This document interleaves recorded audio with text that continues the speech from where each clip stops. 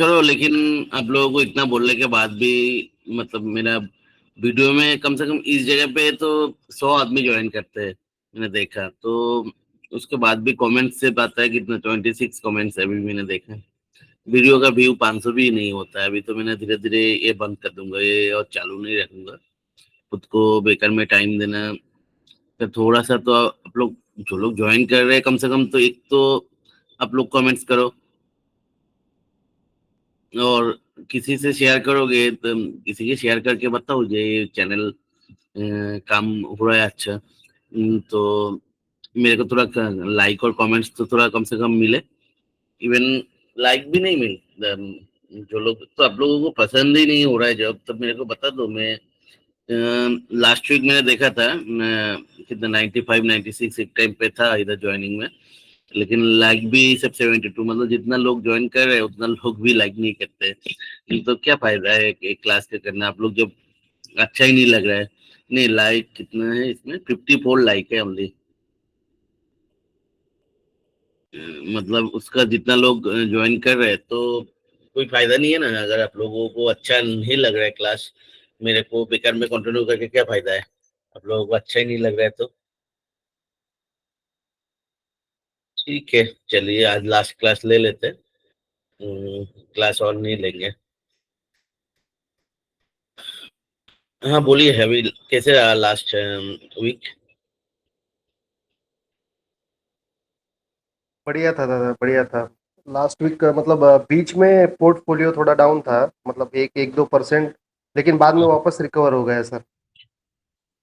और हाँ, सर, और सर लास्ट एक वीक बात कहनी ऑलमोस्ट थी। फ्लैट गया।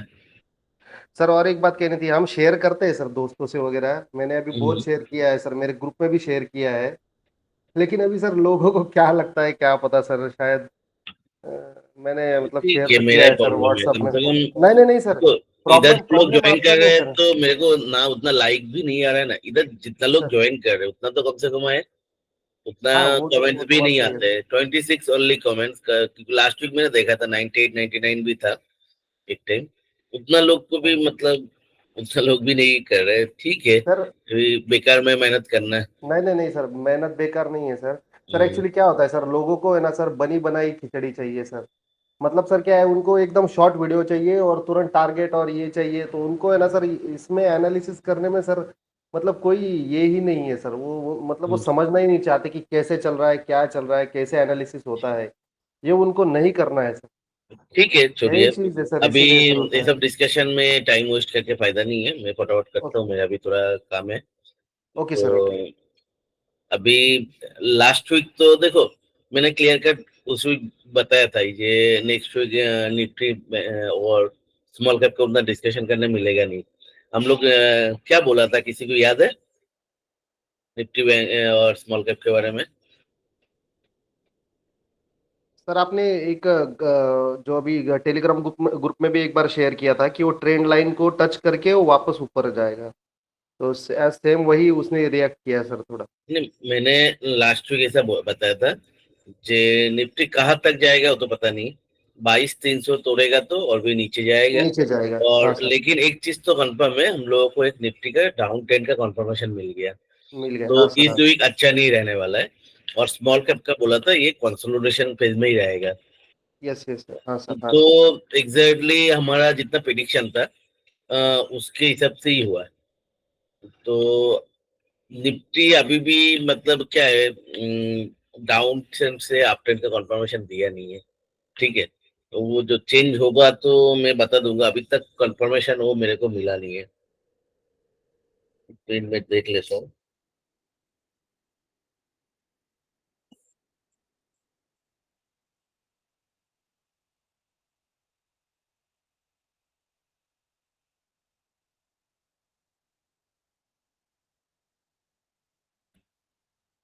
तो जो भी है, मतलब अभी तक कंफर्म नहीं है जो निफ्टी का। चलो हम लोग वो तो देख लेते हैं। बात ये नहीं है, देखो मार्केट अप डाउन कुछ भी हो सकता है। आप अगर लॉन्ग टर्म के लिए इन्वेस्ट कर रहे हो उतना टेंशन लेके फायदा नहीं है। आराम से कॉन्फिडेंस के साथ, जिसे मैं लास्ट मैं बीच में बोल रहा था, जिसे मैंने इस दिन, मेरा क्या, मैं बोला कोई भी स्टॉक तीन चार, दो तीन अकाउंट तो मिनिमम, दो तीन मेरा तीन मेजर अकाउंट है और 2 छोटा-छोटा अकाउंट है।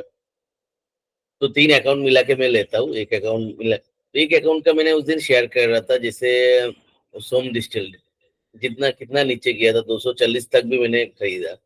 अभी बात आप बोलोगे जी कैसे उसको खरीदना है? मैं बोला था ठीक है, बहुत सारे लोग पूछ रहा था तो बता देता हूँ। उसको मतलब देखो वैसे सिस्टमैटिक कर नहीं सकता। मैं एक चीज़ फॉलो करता हूँ। मैंने हर रोज़ तो अकाउंट खोल के देखना वो करना पॉसिबल नहीं होता है। मैं देखता हूँ मतलब बीच-बीच में अकाउंट खोल के एक बार देख लेता हूँ, जो टॉप लूज़र्स कौन-सा है अकाउंट में, समझे? उस दिन का टॉप लूज़र्स कौन-सा है। तो मैंने जनरली वो ऐड कर लेता हूँ। थोड़ा बहुत क्वांटिटी मतलब सोचो 5% कभी 4% ऐसा करके 3% जितना मतलब सोचिए अकाउंट में थोड़ा सा पैसा बचा है ऐड करना पड़ेगा जो भी है मतलब उसको जो वो देखता हूँ क्योंकि मैं जो लेता हूँ हम लोग खुद आप लोगों के साथ भी डिस्कस करते हैं कॉन्फिडेंस आने के बाद ही लेते हैं। तो जब कॉन्फिडेंस है तो उसमें खराब टाइम में उसके ऊपर कॉन्फिडेंस दिखाने में प्रॉब्लम क्या है? समझा मैं क्या बोला? Yes sir, yes sir. तो मैंने देखता हूँ अकाउंट में जो 4-5 शेयर 6-7 शेयर माइनस में रहते हैं, टॉप लूजर्स में आ रहा है अकाउंट का। कोई पर्टिकुलर देगा ऐसा तो नहीं है कोई स्टॉक मैंने लिया उसके मतलब ऊपर ही जाएगा नीचे भी जाता है ना। तो कॉन्टिन्यूस टॉप लूजर्स में जो टॉप लूजर्स में जैसे आज कोई स्टॉक देखा मेरा 5% आज नीचे है।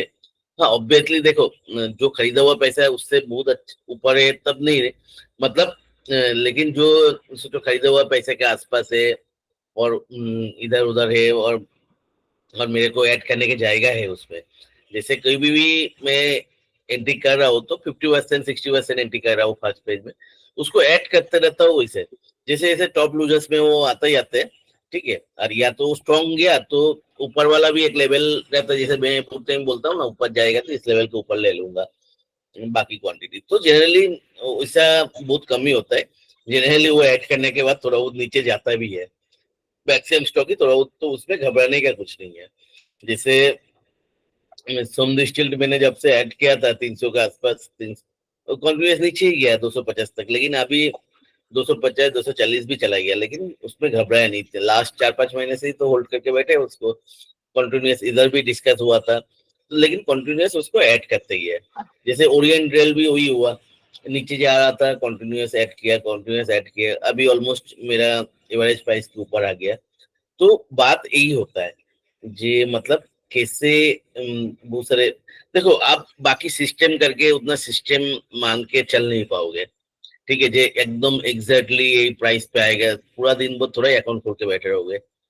सब लोग मतलब कुछ ना कुछ तो करते ही है ना हम लोग। बाकी कुछ पूरा दिन तो वो नहीं है एक बार देख सकते हैं हाँ चलो ये टॉप लूजर्स में है। आप अगर ले रहे हो ऑब्वियसली कॉन्फिडेंस है कोई स्टॉक के ऊपर तो कॉन्फिडेंस चला क्यों जाता है? नहीं जाना चाहिए ना। तो तो दादा एक क्वेश्चन है दादा।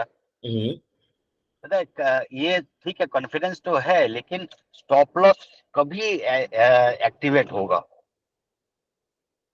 मतलब मतलब कभी ऐसा होगा कि नहीं, हमने जो जो स्टडी किया था कुछ गलत है, या फिर देखो हमने आपको जब जब स्टडी पता किया है था मैंने तब कुछ अच्छा था और नया कुछ हो गया कंपनी में और फिर से स्टडी करना पड़ेगा?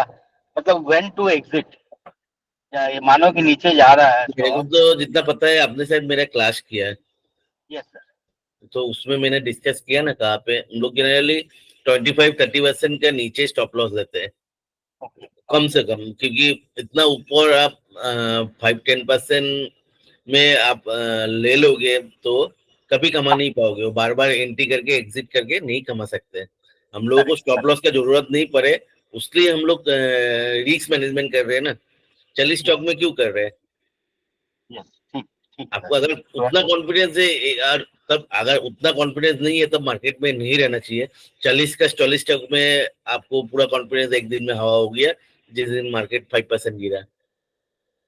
नहीं, 40 का स्टॉक में नहीं है, मतलब कोई तो क्या ऐसा है स्टॉक आपको होगा जिसमें कि आप एग्जिट 40 करना स्टॉक है। ले रहे हो मतलब आपको एक स्टॉक के ऊपर 2.5% है ना एक्सपोजर। हाँ तो आपको वो जीरो तो नहीं हो सकता चलो 50% भी डाउन हो आपका पोर्टफोलियो का तो 1.5% ही डाउन हुआ ना। Correct correct. 1.25% ही लेना है ना। Understand understand. ठीक है। तो हम लोग पढ़ाई तो करते हैं स्टॉक में, लेकिन उतना अपडेटेड नहीं रहते हैं। कुछ नया चीज अगर हो गया स्टॉक में, मेरे को भी आप बोलोगे, मैं भी एक जगह का डीजीएम हूँ, ठीक है, मेरा भी बहुत सारी रिस्पॉन्सिबिलिटी है, उसके बाद भी इतने सारे कुछ कर रहा हूँ ना, वो पैशन होता है और कुछ नहीं है। यस लोग सोचते हैं मेरे को कुछ Yes. कोई बना के मेरा मुंह में उठा के देगा, समझे ना। जितना टाइम नहीं। मिलता है मेरे को भी टाइम उतना नहीं मिलता, लेकिन मैं टाइम देता हूँ, ठीक है, मेरा पैशन है। यस दादा, अंडरस्टैंड। करना पड़ेगा, नहीं तो मार्केट में मत पड़ो, समझा। तो आप रेगुलरली अपडेटेड रहते हैं, जो हम लोग पढ़ाई करते हैं, जो स्टॉक लेते हैं रेगुलर, मतलब every week you you take updates of that stock. Sir ये सब डिस्कशन की तो अपडेट तो रहना ही पड़ेगा ना सर।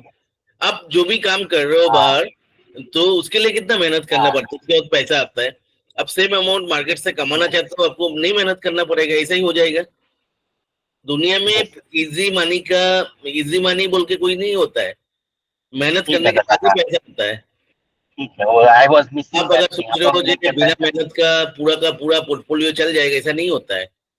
तो यस दुनिया का सबसे बड़ा टिप्स शेयर आके भी टिप्स देगा ना, अब आपको कॉन्फिडेंस नहीं मिलेगा उसके ऊपर, यस यस यस, नहीं कॉन्फिडेंस रहेगा आपको। मार्केट जब अप डाउन होगा ना, लगेगा इस टाइम तो गलत है। अंडरस्टूड अंडरस्टूड दादा, थैंक यू। हम्म। आपको मार्केट ऐसा जाएगा तब तो, अगर टिप्स से अगर कोई कमा सकता है, सोचो किसी के पास 100 करोड़ रुपया है, वो टिप्स के लिए तो 1 करोड़ देकर भी कर सकते ना। आज के दिन में 50 लाख वाला खड़ा हो जाता था मार्केट में, यस, अंडरस्टैंड। समझे मेरी कन्विक्शन इज बात? द मोस्ट, या conviction is the most important. हाँ, क्योंकि मार्केट में 10% आपका ये सब नॉलेज वॉलेज सब कुछ है, समझा। 90% कॉन्विक्शन है मार्केट में। Yes yes yes, understand. ये कॉन्विक्शन ही मेन है मार्केट में, नहीं तो आज आप सोचो कितने सारे लोगों के पास पैसा तो है, लेकिन दूसरा और एक राकेश जूनियर इंडिया में क्यों खड़ा नहीं हो पा रहा है? अंडरस्टैंड दादा, ठीक है। तो we have to keep updated, keep ourselves updated with तो द दुनिया स्टॉक। में जो चोरी करते हैं, मैं क्लास में हमेशा बोलता हूँ, जो चोरी करते हैं ना, तो उसको भी मेहनत करना पड़ता है। जो अरे कितना उसको दिमाग लगाना पड़ता है। आप सोचो, जो ये जो फोन बोन आके फ्रॉड करते हैं सब कुछ, उसको कितना मतलब कॉन्विंस, मेरे पास भी 1-2 बार आया, 1-2 बार तो मैंने भी कॉन्विंस हो गया, लेकिन वो ओटीपी में जाके रोक गया, समझे। वो लोगों को तो इतना कॉन्विंस कर देते, कितना स्मार्ट होता है, कितना लोगों को भी दिन में 50 पोर्ट करके 2 बंदा उसमें फंसता है। अब समझो कितना मेहनत करते हैं। तो दुनिया में बिना मेहनत का पैसा नहीं है सर। Yes sir, understand. ठीक है, चलिए ठीक अभी है, थैंक यू। ऐसा बात करके उसके लिए देखो सर, कॉन्विक्शन छोड़ के मार्केट में कोई रास्ता नहीं है, एटलीस्ट मेरा इधर, ठीक है। और मेरा बुक में मतलब आपको मेहनत करना पड़ेगा, यस यस, बिना मेहनत का कुछ होता नहीं है, ठीक है। क्योंकि मैं एकदम जिस जगह से उठा, मेरा पास कुछ नहीं था, उधर से आज मेरे पास सब कुछ है। तो मैंने देख लिया, इसमें ये जानने में शॉर्टकट कुछ नहीं होता है। हर चीज मेरे को जो मिला, मेरा मेहनत की वजह से मिला, समझे। यस तो यस, मेहनत करोगे तो सब कुछ वो होता है, बाकी तो मैं आज तक नहीं देखा मेरे को, मतलब ऐसा कोई शॉर्टकट जिससे बिना मेहनत का कुछ मिलेगा सर। शॉर्टकट शॉर्ट टाइम के लिए होता है, लॉन्ग टाइम के लिए नहीं। नहीं होता शॉर्ट टर्म के लिए, कौन कमाता है शॉर्ट टर्म के लिए? ये बाई बिकॉज लक, कभी किसी का लक लग गया है, उस तरह से नहीं होता होता है। है सर, वो लॉटरी में होता है, कभी वो करोड़ों में एक बंदा को होता है, हाँ समझे। वो लॉटरी में आप ड्रीम इलेवन खेलो शॉर्ट टर्म के लिए, हाँ मार्केट में मत करो, मैं तो देखा नहीं किसी को, ठीक हाँ है। हाँ, उतना आसान ठीक चीज नहीं है। अरे आप ठीक है बोल लो चलो लाख है, लाख कितना, करोड़ों में एक बंदे का लाख होता है। हाँ हाँ अब हाँ, उसके लिए खेलोगे अपना पैसा मतलब स्टेक पे लगाओगे, वैसा नहीं होता है सर। Understand understand. ठीक है दादा, थैंक यू। तो मार्केट में कुछ करना है तो आपको मेहनत करना पड़ेगा, बस वही रास्ता है। तो मत लो ना, फुल कॉन्फिडेंस नहीं है तो क्यों लेना है उसको। ठीक है दादा। 99% लोगों को ही होता है, स्टॉक तो फुल कॉन्फिडेंस के साथ ले लेते हैं। हाँ, तो जब थोड़ा सा हिलता है ऐसा, 1-2 दिन हिला, बस कॉन्फिडेंस सारे गायब हो जाता है, ठीक है। मैं अभी तक कोई भी स्टॉक मतलब एग्जिट नहीं किया, तो आई वाज जस्ट कंफर्मिंग कि मैं कुछ गलत कर रहा है कि नहीं। पहले जो आप बोला है अभी भी सर एग्जिट बहुत सारे स्टॉक ऐसा हुआ मेरा, मैंने 2-2 साल 3-3 साल फॉलो करने के बाद एंट्री किया है, ओके समझा ना। बहुत दिन तो करना पड़ता है, कॉन्फिडेंस ऐसा नहीं आता है। ठीक है दादा, थैंक यू। ठीक है, चलिए मार्केट का तो देखो अभी इस वीक उतना बोलने का कुछ है नहीं निफ्टी बैंक निफ्टी का, क्योंकि हम लोग जो उस वीक में ही लगभग जो बताया था वही हुआ।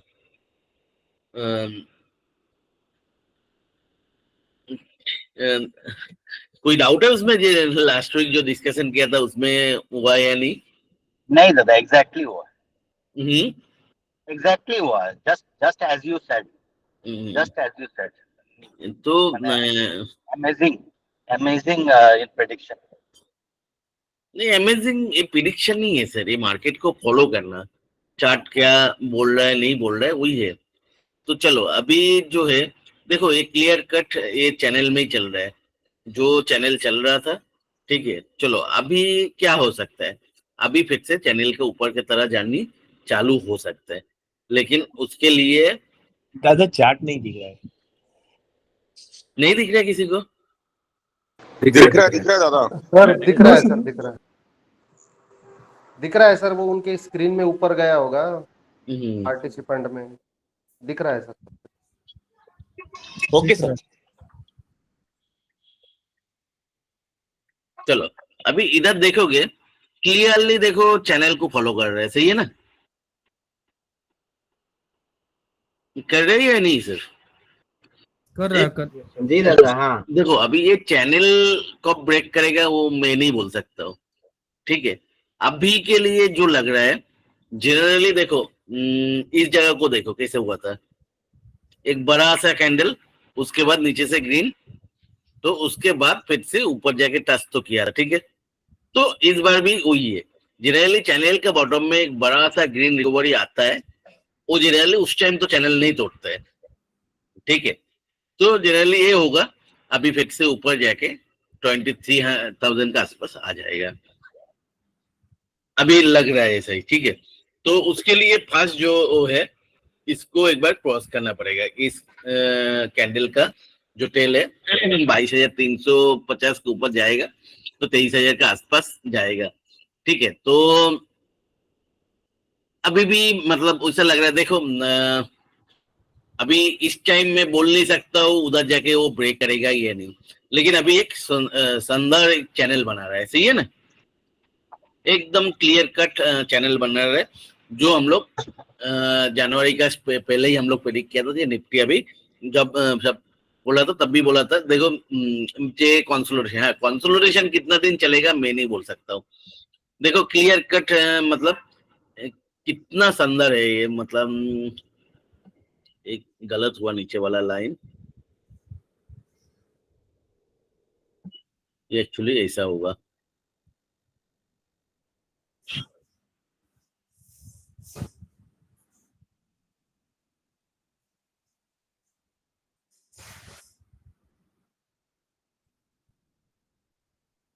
ये है एक्चुअली जो देखो उसका नीचे गया, जनरली कोई भी उसमें ये एक्चुअली लास्ट फ्राइडे आप लोगों को कैसे प्रेडिक्शन दिया था, किसी ने फॉलो नहीं किया टेलीग्राम में? हाँ सर, ये नहीं देखा था। गैप डाउन दादा, गैप डाउन होगा उसके बाद में ऊपर जाएगा। हाँ गैप डाउन फिर रिकवरी। गैप डाउन होगा, गैप डाउन के बाद रिकवरी होगा। Thursday evening. तो वो बराबर से हुआ, वो गैप डाउन के बाद रिकवरी एकदम बराबर होगा। तो कोई बोल सकते हो कि कैसे बोला था? नहीं ये तो नहीं बोल सकते। ये एक्चुअली कोई ट्रिक्स या तो कोई सिस्टम नहीं है, ये पर्टिकुलरली एक्सपीरियंस है।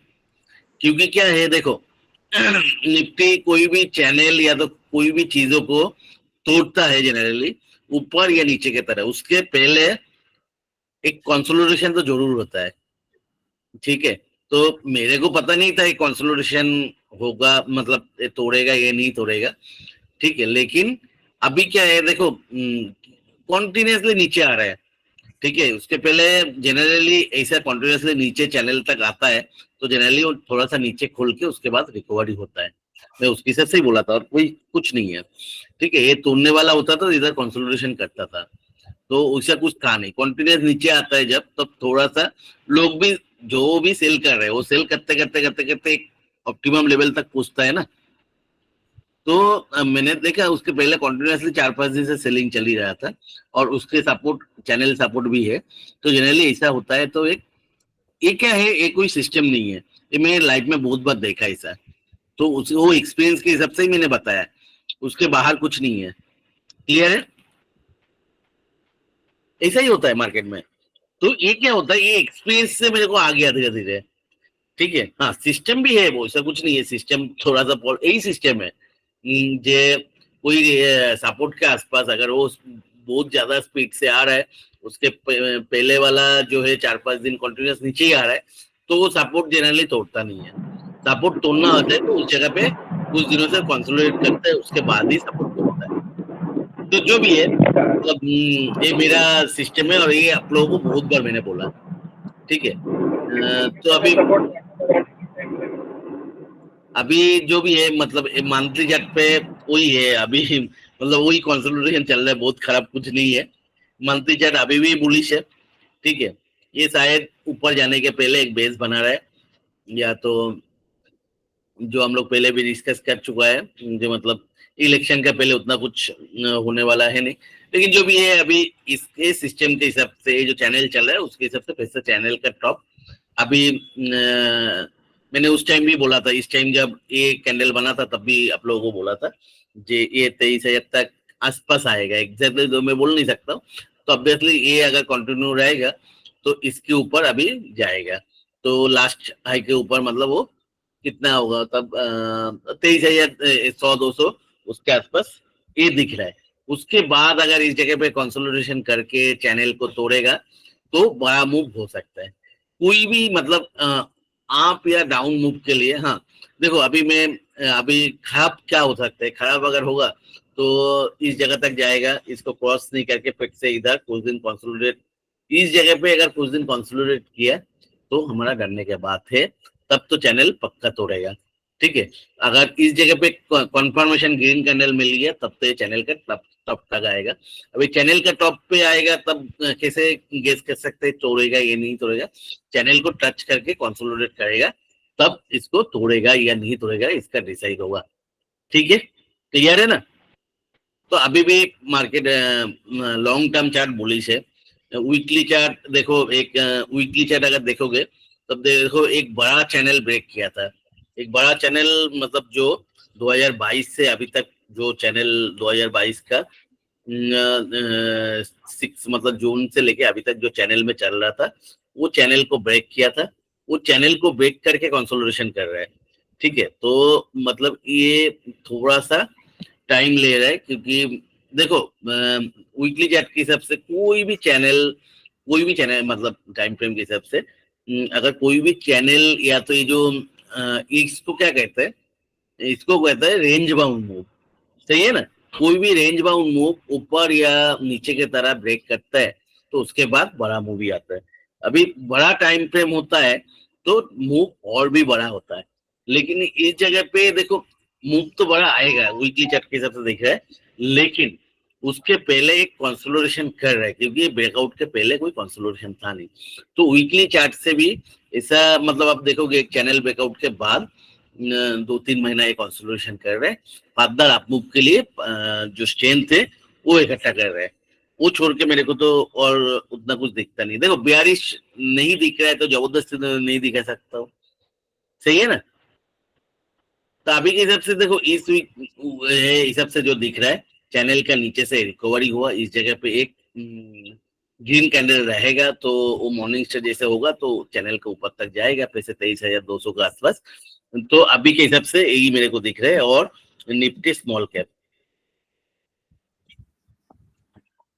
देखो, बैंक निफ्टी मैंने उतना फॉलो करता नहीं तो उतना, निफ्टी स्मॉल कैप भी जैसे क्या है देखो पहले तो ये जो ट्रेंड लाइन है इसको फॉलो कर रहा था, उसको एक बार ब्रेक किया था, इमीडिएटली रिकवरी किया था, ठीक है, तो ये ट्रेन लाइन ब्रेक करने के बाद जो दूसरा ट्रेन लाइन इधर बना रहे, वो ट्रेन लाइन अभी इस ट्रेन लाइन को, जो पहले वाला ट्रेन लाइन है उसके ऊपर जा नहीं पा रहा है।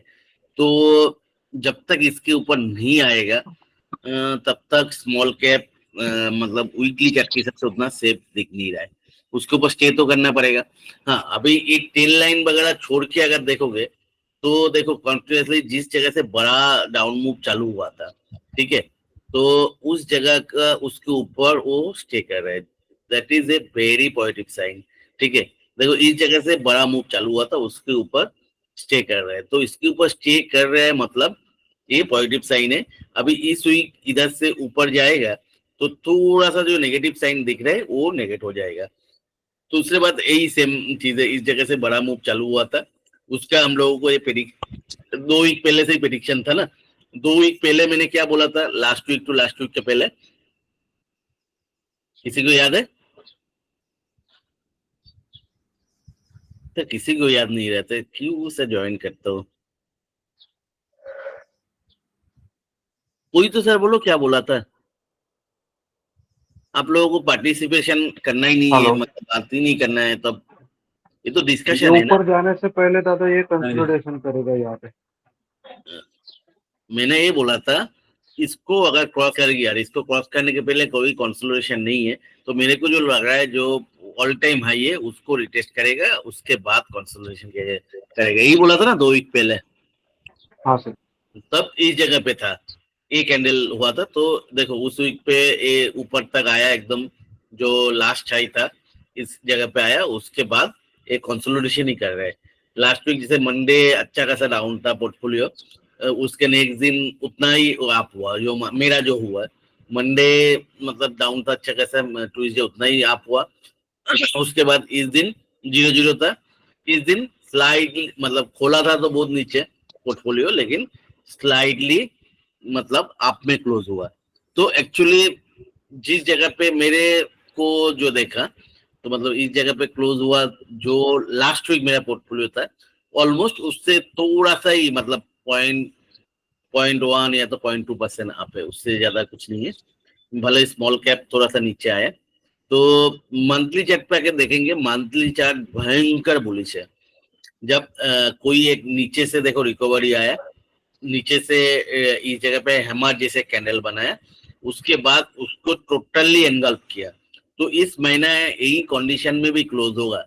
मतलब क्या है देखो, एक नीचे की तरह गया था लेकिन उसको रिकवरी कैसे आया एकदम एग्जैक्टली, मतलब इसको इन्गल्फ करके अगर ये कैंडल के ऊपर क्लोज होगा मतलब 16,150 के ऊपर, तो इसका अपमूव कोई रोक नहीं सकते। ठीक है, तो मेरे को जो लग रहा है इस जगह पे एक बड़ा मूव के बाद फ्लैग जैसे एक बना रहा है, ये फ्लैग ब्रेकआउट होगा तो फिर से इतना बड़ा मूव और एक बार हो सकता है। अभी देखते क्या होगा, अभी तो मैं उतना बड़ा सोच नहीं रहा हूँ, अभी भी 20,000 के लिए मैं पॉजिटिव हूँ। ठीक है, तो 20,000 की सब, तो अभी उतना जानने के बाद मेरे को कुछ लग नहीं रहा है, छोटा मोटा अपमूव तो मार्केट में रहेगा। और निफ्टी अभी यही लग रहा है मतलब 23,200 उधर तक जाके फिर से नीचे ऊपर इसे चल सकते, 23,200 का लेवल, वो चैनल के ऊपर वाला लेवल पे आने दो, उसके बाद देखेंगे निफ्टी में क्या होगा। चलो, आप लोगों को कुछ ऐड करना है तो निफ्टी में और स्मॉल कैप लेके ऐड कर सकते हो। 1 मिनट।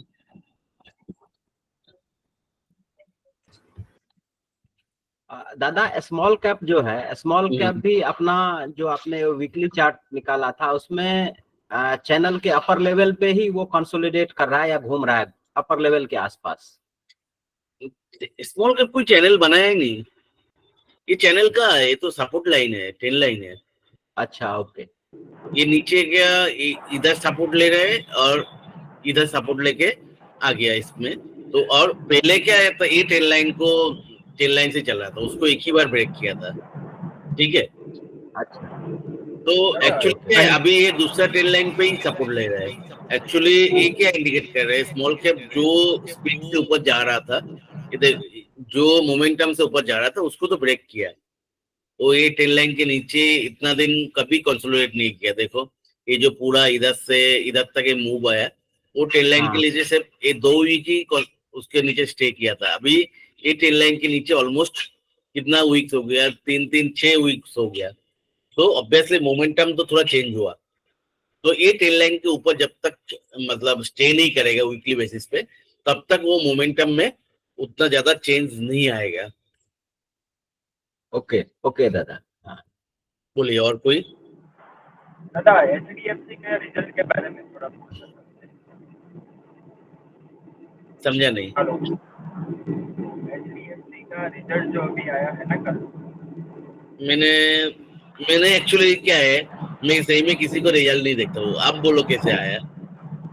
अच्छा मैंने ये देखा कल रिजल्ट, तो उसमें उसका जो मतलब जो बैंक होता है ना, तो बैंक का आपको जो बात काट रहा है, मैं सही से सुनाई नहीं दे रहा है मेरे को। हाँ बोलिए। रिजल्ट हो रहा है देखो। हेलो, अभी सुनाई हाँ दे रहा बोलिए। है? हाँ अभी सुनाई दे रहा है। वो एचडीएफसी का जो रिजल्ट कल आया उसमें जो मतलब बैंक जो होता है, तो बैंक का काम होता है कि डिपॉजिट इंटरेस्ट उससे ही कमाई होना चाहिए, मतलब प्रॉफिट। तो कल जो मैंने रिजल्ट देखा तो उसमें रेवेन्यू बढ़ के आया है और ट्रेजरी इनकम इनका बढ़ा है। तो ये मतलब जो बैंक होता है उनका काम तो ये होता है कि जो बैंक का जो बिजनेस है उसी से प्रॉफिट हो। मैंने आपको पहले भी बोला, मेरे को बैंक का बैलेंस शीट एनालिसिस करना आता नहीं है। ठीक ओके है। ओके। इनफैक्ट कोई भी बैलेंस शीट उतना अच्छा तरह से एनालिसिस करना आता नहीं है। आप लोगों को अगर एक्सपर्टाइज देते तो सकते हैं। हाँ बोलिए। तो जो भी है मतलब रेवेन्यू बढ़ा, कहाँ ना कहाँ से कोई रास्ता तो निकाला ना। खराब टाइम में भी, क्योंकि अभी पीएसयू बैंक मेरे को आप जो बोल रहे हो ट्रेजरी इनकम बढ़ा ऐसा कुछ बढ़ा, कोई ना कोई रास्ता तो निकल लिया ना इनकम बढ़ाने का। Yes sir, yes sir. बराबर है। हाँ तो मतलब यही तो अच्छा कंपनी का साइन है। एक जगह से अगर अच्छा नहीं आ रहा, क्योंकि अभी अच्छा आएगा नहीं, क्योंकि अभी पीएसयू बैंक स्ट्रांग हो रहा है तो उतना अच्छा होगा नहीं। एसबीआई वगैरह कितना एग्रेसिवली काम कर रहा है, तो दूसरा रास्ता ढूंढ रहे हैं, मतलब वो कंपनी अच्छा है। वही तो हम लोग हमेशा सीखा ना, जे प्रोमोटर अगर नया रास्ता निकल सकता है तो वो प्रोमोटर को मतलब कोई रोक नहीं सकता है ना। कोई बराबर है। जगह हाँ सर, बिजनेस हाँ स्टेगनेंट हो सर, ही सकता है। सही है सर, सही है। बोलिए और कुछ। और वैसे भी दादा अभी एफडी कम हो रहा है ना, मतलब लोग हाँ, एफडी किसी कम का कर रहे भी वही प्रॉब्लम है, एफडी अभी कम ही हो रहा है। सब म्यूचुअल फंड ये सब में लगा रहा है। मैं तो, मेरा बात बोलोगे तो मैं लाइफ में एफडी नहीं किया कभी। बोलिए और कोई किसी को। आज लोगों को थोड़ा इंटरेस्ट कम है लग रहा है। नहीं दूसरा सर, दिन नहीं तो सर, लोग बोल ऐसा रहे कुछ कि नहीं। ये हम्म। कोई तो इनपुट करो आप लोगों को, मतलब क्या व्यू लग रहा है। मेरे को भी तो थोड़ा सा तो मिलेगा। देखो क्या होता है, मेरा व्यू हमेशा थोड़ा सा बायस ही होता है, क्योंकि मैं बड़ा पोर्टफोलियो होल्ड करता हूँ। ठीक है। मेरे को ऊपर की तरह जितना अच्छा दिखता है, नीचे की तरह उतना अच्छा दिखता नहीं है। तो कोई इसमें ऐड कर पाएगा निफ्टी का नया व्यू तो मोस्ट वेलकम है। इतना आदमी है, कोई ना कोई तो व्यू तो होगा ना। सर इलेक्शन तक थोड़ा डाउटफुल है सर। रिजल्ट के बाद मतलब क्या होता है सर, उस देखो हिसाब चार्ट से। के हिसाब से जो दिख रहा है वो तो चैनल के ऊपर तक जाएगा लग रहा है अभी फिर से। हाँ सर। दादा गुड मॉर्निंग। मॉर्निंग मॉर्निंग बोलिए। हाँ दादा, अगर मैं चार्ट की बात करूं अभी तो जैसे इस जो कल मतलब जिस तरह से वो शार्प मूवमेंट आई है ना, करेक्शन हुआ है, हम्म। मतलब मार्केट एकाएक 2-2.5 पॉइंट नीचे था और जाके 200 पॉइंट ऊपर बढ़ हुआ है। उसके हिसाब से लग रहा है कि स्मार्ट मनी कहीं ना कहीं एक मार्केट में एंटर किया है। और अगर मैं 2-3 महीने का, मुझे जो लगता है कि टिल करेक्शन मतलब कल बकायदा का मूव एक्चुअली मूवमेंट था, रहेगी, वोलेटाइल कैसे प्रेडिक्ट किया था। हाँ कल का मतलब फ्राइडे जी का मूव ऐसा था। हाँ ठीक है, गैप डाउन होगा तो ऑब्वियसली स्मार्ट मनी घुसा, लेकिन इतना बड़ा मूवमेंट का रीजन ये है कि क्या होता है, ये शॉर्ट कवरिंग है। हाँ हाँ, शॉर्ट ये भी ठीक कवरिंग है है। और कुछ। मार्केट कॉन्फिडेंस से नीचे जा रहा था तो भयंकर मतलब बिल्डअप था, मतलब शॉर्ट साइड में। शॉर्ट साइड में बिल्डअप तो थोड़ा सा मार्केट को काम वही होता है। स्मार्ट मनी क्या किया उसको, मोस्ट प्रोबेबली डीआई ने नीचे से बाई करके मार्केट में थोड़ा ऊपर लेकर आया। बाकी काम शॉर्ट कवरिंग नहीं कर दिया। That is short covering. अब that is FII short covering DII जी। का बाइंग देखो, इंस्टीट्यूशनल बाइंग, क्योंकि लोगों ने शॉर्ट कवर कर दिया। जब थोड़ा सा ऊपर आना, मार्केट रिकवरी हुआ चालू करता है, तो पैनिक में शॉर्ट कवरिंग हुआ जो मार्केट को ऊपर लेकर गया। यही राइट होता है, राइट इस राइट दिन अप डाउन देखे रिकवरी करता है, ऐसा ही होता है, देखना बड़ा मुंह चला आता है, और मैं उसके बेसिस पे ही पेडिशन करता हूँ और कुछ नहीं है। हेलो दादा। बोलिए। जी जी, उसके यही लग रहा है सर हेलो। हम्म तो अब यही लोगों जो प्रेडिक्शन मुझे लग रहा है कि जून तक में मार्केट उल्टा ही रहे। अभी देखते हैं, अभी तो चार्ट के हिसाब से लग रहा है चैनल का टॉप तक जाएगा, चैनल का टॉप में जाके कैसे बिहेव करेगा उसके हिसाब से हम लोग प्रेडिक्ट करेंगे। और अगर पर्टिकुलरली डे वाइज कैंडल देखें दादा, तो फ्राइडे से पहले का जो कैंडल था वो बहुत बड़ा रेड कैंडल था, है ना। और फ्राइडे का जो कैंडल बना वो ऑलमोस्ट 50% से ज्यादा जो है रेड कैंडल को कवर मतलब किया ग्रीन कैंडल। उसको एनगल्फ कर दिया उसको, निफ्टी का अगर देखोगे जी तो उसको एनगल्फ किया टोटली। जी, तो उस तो हिसाब देखो से अभी निफ्टी का जो है, अभी ज्यादा कुछ बोलने का बचा नहीं है, जो हम लोग पहले ही डिस्कस किया था। देखो उस वीक मैंने क्लियर कट, हम लोग संडे इस कैंडल पे डिस्कस कर रहा था, शायद नहीं इस कैंडल पे डिस्कस किया था, और बोला था ये क्लियर कट डाउन ही दिख रहा है, तो देखो उतना तो डाउन आ गया। अभी जो है इस कैंडल को टोटली एनगल्फ किया, तो एनगल्फ करते हैं तो इस पे कॉन्फर्मेशन कैंडल मिलता है। इस दिन मंडे अगर ग्रीन होगा तो कंफर्म एक चैनल का टॉप जो 23,200 के आसपास है उधर तक आएगा। तो ये अभी दिख रहा है, हम लोग छोटा छोटा करके चलते हैं, और स्मॉल कैप में उतना कुछ खराब दिख नहीं रहा है। स्मॉल कैप के हमारा प्रेडिक्शन के हिसाब से ही मतलब वो कंसोलिडेट कर रहा है, तो उतना डरने का कोई बात नहीं है। जिस जिस दिन, हाँ इस वीक जो मौका मिला, दो दिन हम लोगों को मिल गया थोड़ा सा ऐड करने के लिए, सही है ना। हम लोग देखो एग्जैक्टली बोल तो नहीं सकते ये ऊपर जाएगा या नीचे जाएगा, लेकिन आप लोगों को मैंने क्लियर कट लास्ट संडे बोला था मेरे को 16,000 का आसपास मिलेगा स्मॉल कैप, तो मैंने थोड़ा बहुत ऐड करूंगा, तो मैंने वैसा ही किया। तो यही मेरा प्लान है, तो इस जगह पे कंसोलिडेट करके ऊपर जाएगा तो मेरे को उसका बेनिफिट मिलेगा, सही है ना। और इमीडिएट जो ऐड किया उसमें 4-5% तो बेनिफिट मिल गया, और शायद यही रीजन है जो मेरा भले small cap overall weekly candle देखोगे थोड़ा सा नीचे है, लेकिन पोर्टफोलियो थोड़ा सा पहले से ऊपर ही है मेरा, क्योंकि मैं नीचे थोड़ा ऐड कर लिया। और एक चीज है दादा इधर सपोर्टिव, जैसे निफ्टी ने नीचे वाला चैनल में सपोर्ट लिया है, तो वैसे ही उसने आरएसआई पे भी 40 पे सपोर्ट लिया है, और वीकली और मंथली तो आरएसआई अच्छे है, उसको मोर देन 60 है आरएसआई, तो वो देखो भी एक आरएसआई पॉजिटिव मैंने फैक्टर। उतना स्टडी नहीं करता हूँ, मेरे को आता नहीं है, ठीक है। मेरे को सिर्फ कैंडल ही सफिशियंट है, मैं आरएसआई उतना देखता नहीं हूँ। ओके तो ओके। ऑब्वियसली तुम आरएसआई देखोगे, हाँ आरएसआई थोड़ा सा उसमें देखोगे एक डाइवर्जेंस तो है, डाइवर्जेंस भी नहीं है, ये भी थोड़ा सा ऊपर है, तो ये थोड़ा सा ऊपर है, हाँ इससे नीचे तो आया था, तो मतलब एक डाइवर्जेंस है, पॉजिटिव डाइवर्जेंस थोड़ा सा। और 40 पे सपोर्ट भी अच्छे से लिया है उसने कल, तो मोस्टली ऊपर ही जाएगा ऐसा को लग रहा है। उतना पता नहीं है, तो आरएसआई को मैं बता नहीं पाऊंगा, मैं ओके एक ही चीज पे ओके दादा। कॉन्सेंट्रेट करता हूँ, वो प्राइस एक्शन। ठीक है चलिए, यस ये दादा। तो है।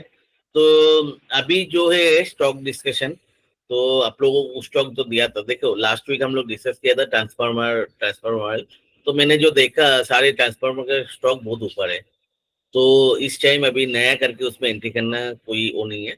हाँ हम लोग जो डिस्कस किया था अल्फा वाला, वो भी अच्छा एंट्री करने का चांस भी दिया, ऊपर भी आया, तो उतना कुछ उसमें है नहीं, तो ट्रांसफार्मर का अभी नया एंट्री हम लोग नहीं कर सकते, क्योंकि ये बहुत ऊपर है, हम लोगों को कूल डाउन के लिए वेट करना पड़ेगा उसमें, ठीक है। तो उसके बाद और एक स्टॉक बहुत अच्छा चला, जो हमारे बहुत छोटा स्टॉक है, एक्सपो गैस, हम लोग डिस्कस किया था ना एक्सपो गैस कुछ वीक पहले, तो वो ऑलमोस्ट डबल हो गया, हम लोग तो उसको कितना 17-18 में डिस्कस किया था, अभी शायद 34 का आसपास आ गया था। उस दिन तो बहुत सारे लोग बोला था कुछ दिख नहीं रहा है, लेकिन मैंने बोला मेरे को चार्ट में तो दिख रहा है, बाकी तो पता नहीं है। तो और उसका ऑर्डर बुकिंग भी बहुत अच्छा था, तो चलो अभी वो तो छोड़ो। अभी जिस जिस स्टॉक हम लोग डिस्कस करने के लिए बताया था, तो वो स्टॉक किसी ने देखा? सर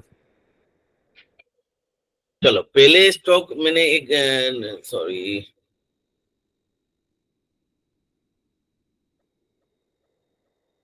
पहले स्टॉक जो था जेटिप,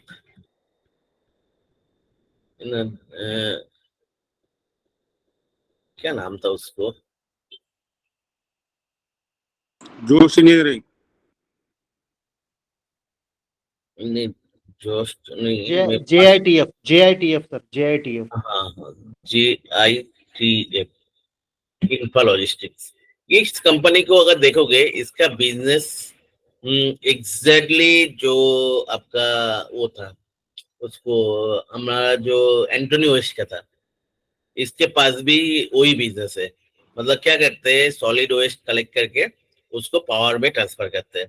ठीक है, तो सेम बिजनेस है। मतलब इनका देखो, इसने क्या करते हैं, एक तो पहले मतलब एक इंफ्रास्ट्रक्चर का जो बिजनेस है, उसमें वाटर मैनेजमेंट सॉल्यूशन, मतलब ये छोटा छोटा जो ईटीपी प्लांट्स होता है या तो इरिगेशन प्रोजेक्ट्स होता है, वेस्ट वाटर मतलब वो है, ये सब का जो वाटर जो क्या कहते हैं, प्यूरिफिकेशन या तो छोटा छोटा water supply plants, water tanks, ये सब का काम करते हैं, इंफ्रास्ट्रक्चर काम करते हैं। ठीक है, उसके बाद अर्बन इंफ्रास्ट्रक्चर डेवलपमेंट के भी काम करते हैं। चलो, मेन जो है वो देख रहा था, वो वेस्ट मैनेजमेंट है इसका। वेस्ट मैनेजमेंट में देखो, इसके पास ऑलरेडी एक मतलब इसने पूरा स्ट्रक्चर ऐसा है, जे मतलब वेस्ट मैनेजमेंट इसने करके डायरेक्ट पावर प्रोड्यूस कर रहा है। ठीक है, पावर प्रोड्यूस में इसका ऑलरेडी एक कैपेसिटी है 23 मेगावाट का, मतलब दिल्ली में। ठीक है, जो पूरा सॉलिड वेस्ट कलेक्ट करके उसको पावर में कन्वर्ट कर रहे हैं और उसको एक्सपेंशन भी कर रहे हैं। ठीक है, तो उसको एक्सपेंशन कर रहे हैं, मतलब क्या है, कैपेसिटी एक्सपेंशन देखो इस जगह पे दिया, जो अभी 23 मेगावाट है, उसका और भी 6 ऐसा प्लांट, एक प्लांट है, 6 ऐसा प्लांट अभी वेरियस स्टेज में है कंप्लीशन का, मतलब धीरे धीरे कंप्लीट हो रहा है। तो 90 मेगावाट का, तो एंटोनी ओएस जो देख के हम लोग सोच रहा था, जो सॉलिड ओएस लेके उसको पूरा, तो ये एक कंपनी है वैसा है। और दूसरा इसका बिजनेस है रेलवे इंफ्रास्ट्रक्चर, रेलवे का वागन बनाता है, छोटा छोटा पोर्टेबल जो वागन होता है, ओपन वागन जो कंटेनर ले जाने के लिए, क्लोज वागन जो पोल्स वगैरह लेके जाने के लिए, तो उसका भी 3000 वागन बनाने का कैपेसिटी है इसके पास। ठीक है, तो और ये शायद जिंदाल ग्रुप का कंपनी है। हाँ, इसका एक नेगेटिव पॉइंट्स मेरे को जो देखा, इसका देखो लोन, वो कंपनी ऑलमोस्ट बैंकक्रप्ट जैसे है। तो मतलब देखो इसमें क्या है, रिवर्सेस माइनस है, तो ये कंपनी लेना थोड़ा तो रिस्की है। और जो लोन से ब्राउजिंग बहुत हाई है। हाँ, अभी मैंने इसका जो चीज देखा, लोन्स जो है ना, इन्होंने सब अपना जो कंपनी से, मतलब देखो लोन जो जिधर से लिया, ये मतलब जिंदल ग्रुप का तो पार्ट है, लेकिन जो लोन्स लिया इसने मोस्टली 12%, मतलब 1700 करोड़ का लोन है, लेकिन मोस्ट प्रोबेबली मैक्सिमम जो लिया, ये प्रोमोटर से लिया, जिंदल 100 से लिया, जिंदल ITF से लिया। तो मतलब क्या है, जो प्रोमोटर ग्रुप ऑफ कंपनीज है, तो उधर से ही इसने लोन लिया, बाहर से उतना कुछ लोन नहीं है इसके पास।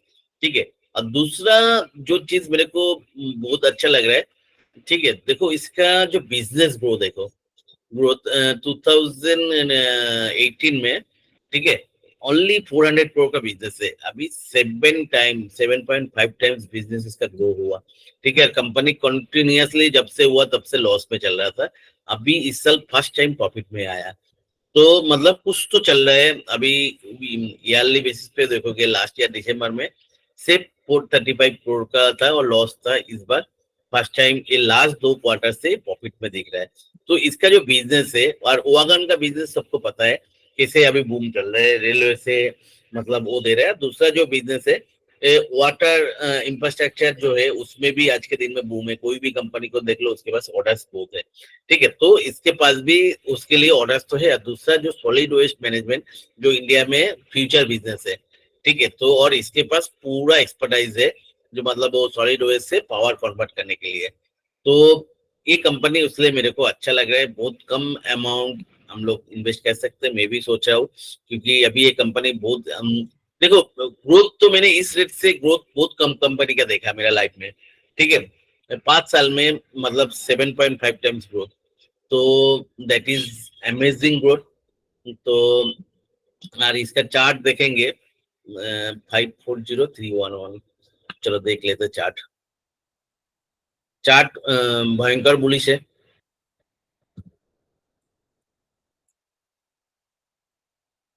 अब देखोगे इस जगह पे 2021 से लेके, हाँ, तो इधर तक एक कंसोलिडेशन, एक्चुअली इस जगह पे बहुत कंसोलिडेशन किया था, उसके बाद ब्रेकआउट देके उसको रिटेस्ट करके ऊपर गया, फिर से एक कंसोलिडेशन किया है 6-7 महीने। तो अब डेली चार्ट देखोगे, डेली चार्ट या वीकली चार्ट, तो इस जगह पे कंसोलिडेशन के बाद वो निकला तो एक बुलिशनेस दिख रहा है। ठीक है, इस जगह पे जो अप मूव हुआ था, अप मूव में वॉल्यूम सपोर्टेड था, मतलब स्टॉक जैसे ऊपर गया देखो एकदम ऊपर तक भयंकर वॉल्यूम था। ठीक है, ये जो ग्रीन कैंडल था almost top to top close था उसमें, लेकिन जो रेड आया उसमें उतना वॉल्यूम है नहीं, तो मतलब इन्वेस्टर इसमें तो उठाया। ठीक है, जो इधर कंसोलिडेशन चल रहा है तो उधर कंसोलिडेशन टू डाउन, उस जगह पे उतना वॉल्यूम था नहीं, तो उतना कोई निकाला नहीं, अभी फिर से बुलिश में कन्वर्ट हो रहा है। तो अभी आप लोगों को क्या राय है इस कंपनी के लिए? मेरे को जानना है, मेरे को तो अच्छा लग रहा है। ऑब्वियसली बैंक ऑफ जैसे कंपनी है, लेकिन कंपनी जिस रेट से बिजनेस बढ़ा रहे, और इसने क्या है मतलब उधर ही लेके ही चल रहा है। अभी उधर ही कहाँ से ले रहे हैं? उधर ही ले रहे हैं अपना प्रोमोटर ग्रुप से, और प्रोमोटर ग्रुप का आदर्श जो कंपनी है उधर से ही उधर ही ले रहे हैं। मतलब प्रोमोटर इंटरनली कहाँ ना कहाँ से पैसा लगा रहे और उसको फ्री में भी नहीं दे रहे, वो जो इंटरेस्ट दे रहे हैं वो अपना दूसरी जगह पे वो इंटरेस्ट को लगा रहे हैं, वो तो पता नहीं कहाँ पे लगा रहे हैं, लेकिन जो भी है प्रोमोटर अपना घर से ही पैसा लगा रहा है इसमें। तो बिजनेस डूबने वाला होता है तो प्रोमोटर कभी घट से नहीं लगाता था। तो ठीक है, आप लोगों का क्या राय है इसमें? दादा 2 पॉइंट है इसमें। एक तो जो आपने बोला ना कि ग्रुप कंपनी से ही लोन ले रहा है, तो उसका एडवांटेज ग्रुप कंपनी के पास, जो जिंदल ग्रुप है उसके पास ये है कि वो कभी भी रेट ऑफ इंटरेस्ट जो है रिवाइज कर सकता है जब भी इसको चाहे कंपनी, है ना, जब भी कंपनी को इसको प्रॉफिटेबल दिखाना होगा, थोड़ा सा अगर रेट ऑफ इंटरेस्ट डाउन करेगा ये प्रॉफिटेबल। अभी एक्चुअली क्या है, इसको शायद उतना प्रॉफिटेबल दिखाना नहीं है कंपनी को। करेक्ट, इंटरेस्ट में पैसा दूसरी जगह पे दिखा रहा है जी, क्योंकि जिस हिसाब से बिजनेस बढ़ा रहा है उस हिसाब से प्रॉफिट भी दिखाएगा, तो इसको मतलब जो भी है मतलब बहुत ज्यादा क्या कहते हैं टैक्स वैक्स पे करना पड़ेगा। उसके अच्छा है दूसरी जगह से लोन दिखा के, वो लोन का इंटरेस्ट वगैरह दे रहे हैं, तो इंटरेस्ट के ऊपर तो हमेशा मतलब आपको टैक्स पे नहीं करना पड़ता है। हाँ, बेसिकली टैक्स एडजस्टमेंट है इसका अपना, कि टैक्स में हम ये करें। यस, एक अच्छा पॉइंट आपने बोला। ठीक है, मैं उस तरह से एक तरीके से बोल सकते हैं कि प्रॉफिट को घर ले जा रहा है, क्योंकि कंपनी जो प्रॉफिट करेगा वो इंटरेस्ट प्रमोटर को ही मिलेगा, तो प्रमोटर प्रॉफिट घर लेके जा रहा है कंपनी से। हाँ, वही पैसा फिर से प्रमोटर इसको लोन की तरह से दे रहे हैं। हाँ। और उसका तो थोड़ा पार्ट प्रमोटर मतलब वो इंटरेस्ट के तौर पे प्रॉफिट का कुछ पोर्शन लेके दूसरी जगह पे शायद लगा रहा है। ये अच्छा है आपके पास, मतलब बहुत सारे कंपनीज होगा तो ऐसे मतलब आप हेरा फेरी कर सकते हो बैलेंस शीट में। हाँ, वो और दूसरा कंपनी भी मान लीजिए अगर लॉस मेकिंग है तो वो नेट जो है सो इसको उस इंटरेस्ट पे उस इनकम पे कोई टैक्स नहीं देना। कंपनी है उधर से इधर लोन दे दिया, लोन देके इधर से जो इंटरेस्ट आ रहा है वो लेके भी उसको प्रॉफिटेबल दिखा सकता है। हाँ, प्रॉफिटेबल भी दिखा सकता है, अगर लॉस भी हुआ तो उधर भी उसको टैक्स बराबर है। तो मेरे को यही इतना ज्यादा जो बैंकक्रप्ट सिचुएशन है वो इंटरनल एडजस्टमेंट ही लगता है मेरे को। हाँ, क्योंकि जिंदल ग्रुप बहुत बड़ी कंपनी है, उसको पैसे की कमी नहीं है। और दूसरा जो एक फैक्टर है दादा कि अभी ये जिंदल ग्रुप जो है, जिंदल ग्रुप का चेयरमैन जो है ये तो पॉलिटिकल आदमी है, अभी इसने कांग्रेस से बीजेपी ज्वाइन कर लिया। हाँ, तो अब उसका इफेक्ट क्या होगा कि इसके बिजनेस में सडनली जितना सारे ऑर्डर्स हैं अब वो गवर्नमेंट का इसको फेवर मिलेगा, स्पाइक आएगा। जस्ट एक मिनट आप रोको, एक्चुअली मैंने पावर का स्विच ऑन नहीं किया लैपटॉप का।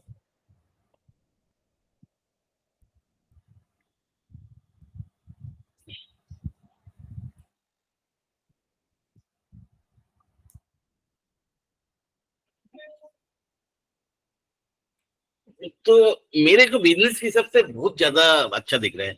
तो वागन का बिजनेस इसका अच्छा है, ठीक है, वागन का बिजनेस तो चल ही रहा है। दूसरा जो है सॉलिड वेस्ट मैनेजमेंट का जो है, और सबसे मेरे को सरप्राइजिंग लग रहा है business growth. What is speed business growth का?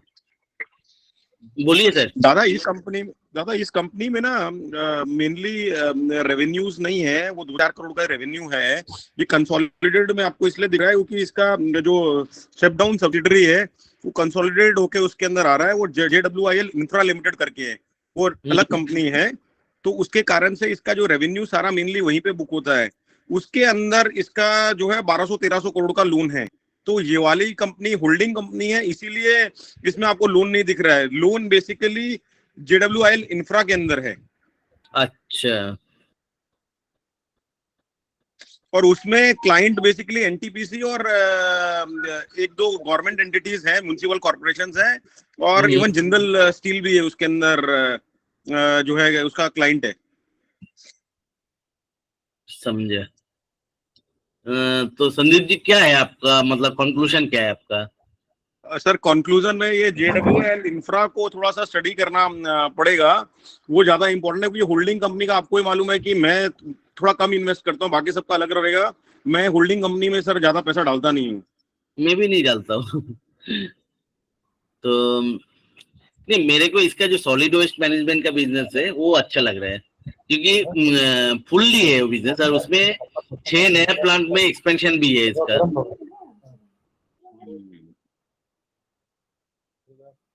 आप क्या बोलते हो संदीप जी?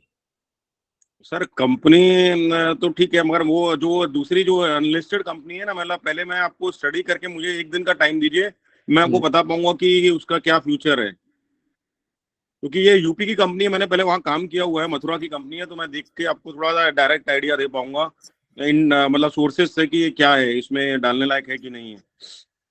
ठीक है, मैं तो थोड़ा सा डालने का सोच रहा हूँ अभी, देखते, क्योंकि देखो जो भी है और मतलब जो भी है, मैं तो एक तो सॉलिड वेस्ट मैनेजमेंट का जो कॉन्सेप्ट है अच्छा लग रहा है, ठीक है। ये और उसमें 4-5 ये इसका डायरेक्ट, वो सब्सिडी नहीं है, वो शायद डायरेक्ट है इसका बिजनेस, ठीक है। और दूसरा इसका 6 प्लांट ऑलरेडी मतलब एक्सपेंशन पे है, मतलब 6 plant various stage of completion, ठीक है। और दूसरा इसका रेवेन्यू जिस हिसाब से ग्रोथ दिखा रहा है तो ठीक है, मतलब शायद फुल नहीं है, थोड़ा सा क्वांटिटी में करूंगा, क्योंकि चार्ट मेरे को बहुत स्ट्रांग दिख रहा है, ठीक है। तो उसे करके देखते हैं बाद में क्या होगा इसका। इसमें दादा एक अच्छा चीज ये है कि जो इसकी मैं आपको बोल रहा था सब्सिडी कंपनी है JWIL इंफ्रा, उसके अंदर 4300 करोड़ के उसके पास में ऑर्डर बुक है, उसकी 19 प्रोजेक्ट्स में काम कर रहा है वो। हाँ मेरे को पता है, वही बोला उस जगह पे आपको जो इंफ्रा में है ना, वाटर सप्लाई प्रोजेक्ट में ह्यूज ऑर्डर बुकिंग है, प्लस जो आपका इसका जो रेलवे डिवीजन दिख रहा है उसमें भी ऑर्डर बुकिंग अच्छा खासा है, क्योंकि रेलवे के अभी टाइम चल रहा है, तो हर जगह पे ऑर्डर बुकिंग है। और जो कंपनी के हिसाब से आप अगर देखोगे तो मतलब लोन बहुत ज्यादा है, बैंक का जैसे सिचुएशन, लेकिन वो अपना ग्रुप से ही सारे लिया हुआ है, तो उतना रिक्सी भी नहीं लगता है। तो उधर सिचुएशन आएगा तो ये इंटरनली उसको बचा लेगा।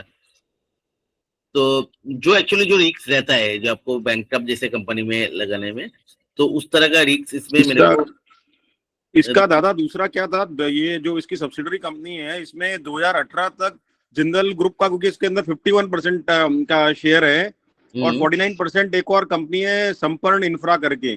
तो अभी क्या है कि अभी जिंदल ग्रुप ने तो उसको बोला कि अपना खुद का वर्किंग कैपिटल का अरेंज करो, तो उसने बैंक से इसलिए लिया 2018 ऑनवर्ड्स। मगर आज की डेट में इसको ऐसे वाटर का प्रोजेक्ट करता है तो इसको पाइप की जरूरत होती है, तो जिंदल 100 जो कंपनी है दूसरी जिंदल ग्रुप की, वो उसको 90 डेज के ऊपर क्रेडिट देती है ये पाइप के लिए। तो जिंदल ग्रुप उसको सपोर्ट कर रहा है पूरा, क्योंकि पेरेंट कंपनी जिंदल ग्रुप है जो आप बता रहे थे। एक्चुअली जिंदल ग्रुप का जो होल्डिंग कंपनी है नालोआ, ये जो नलोआ सॉन्स, वो है जिंदल ग्रुप का होल्डिंग कंपनी, तो इसका भी है। तो ठीक है, बाकी तो उसका फाइनेंशियल दादा ठीक है, मैंने सब्सिडरी कंपनी का फाइनेंशियल देखा है, वो अच्छा मतलब ठीक है, अच्छा फाइनेंशियल है, BBB+ रेटेड है, अच्छा फाइनेंशियल है। मतलब सही में एक कंपनी में आपको बोलूं तो मेरे को सिर्फ वो लोन थोड़ा सा ज्यादा है, वो छोड़ के उतना प्रॉब्लम कुछ दिखा नहीं मेरे को। तो मेरे को बिजनेस थोड़ा हम डाल सकते हैं दादा, कंक्लूजन थोड़ा पैसा डाल सकते हैं। GITF दादा कलकत्ता में काम कर रही थी NTPC के लिए, कोल ट्रांसपोर्टेशन के लिए, from 2012 to 2017। सो वो बेसिकली उसके साथ मैंने काम किया था, वो बार्ज में कोल ट्रांसपोर्टेशन के लिए। तो ओवरऑल मैनेजमेंट जो है बहुत नी जर्क रिएक्शन लेती है, बहुत अच्छा मैनेजमेंट नहीं लगा। बेसिकली मिस मैनेजमेंट के लिए ये प्रोजेक्ट फेल कर गया, and then they were more interested in claiming damage from NTPC, I mean through the court, rather than कि मतलब प्रोजेक्ट को बचाना। तो अच्छा। उसके अगेंस्ट के लिए, उसके ऑर्डर के लिए मैंने भी बाज खरीदा था। तो वो डूबी तो हम लोग को भी लेके डुबाया। अच्छा, तो मतलब ये कौन सा मतलब सब्सिडी का बात कर रहे हो? ये JITF का दादा। अच्छा, इसका ही।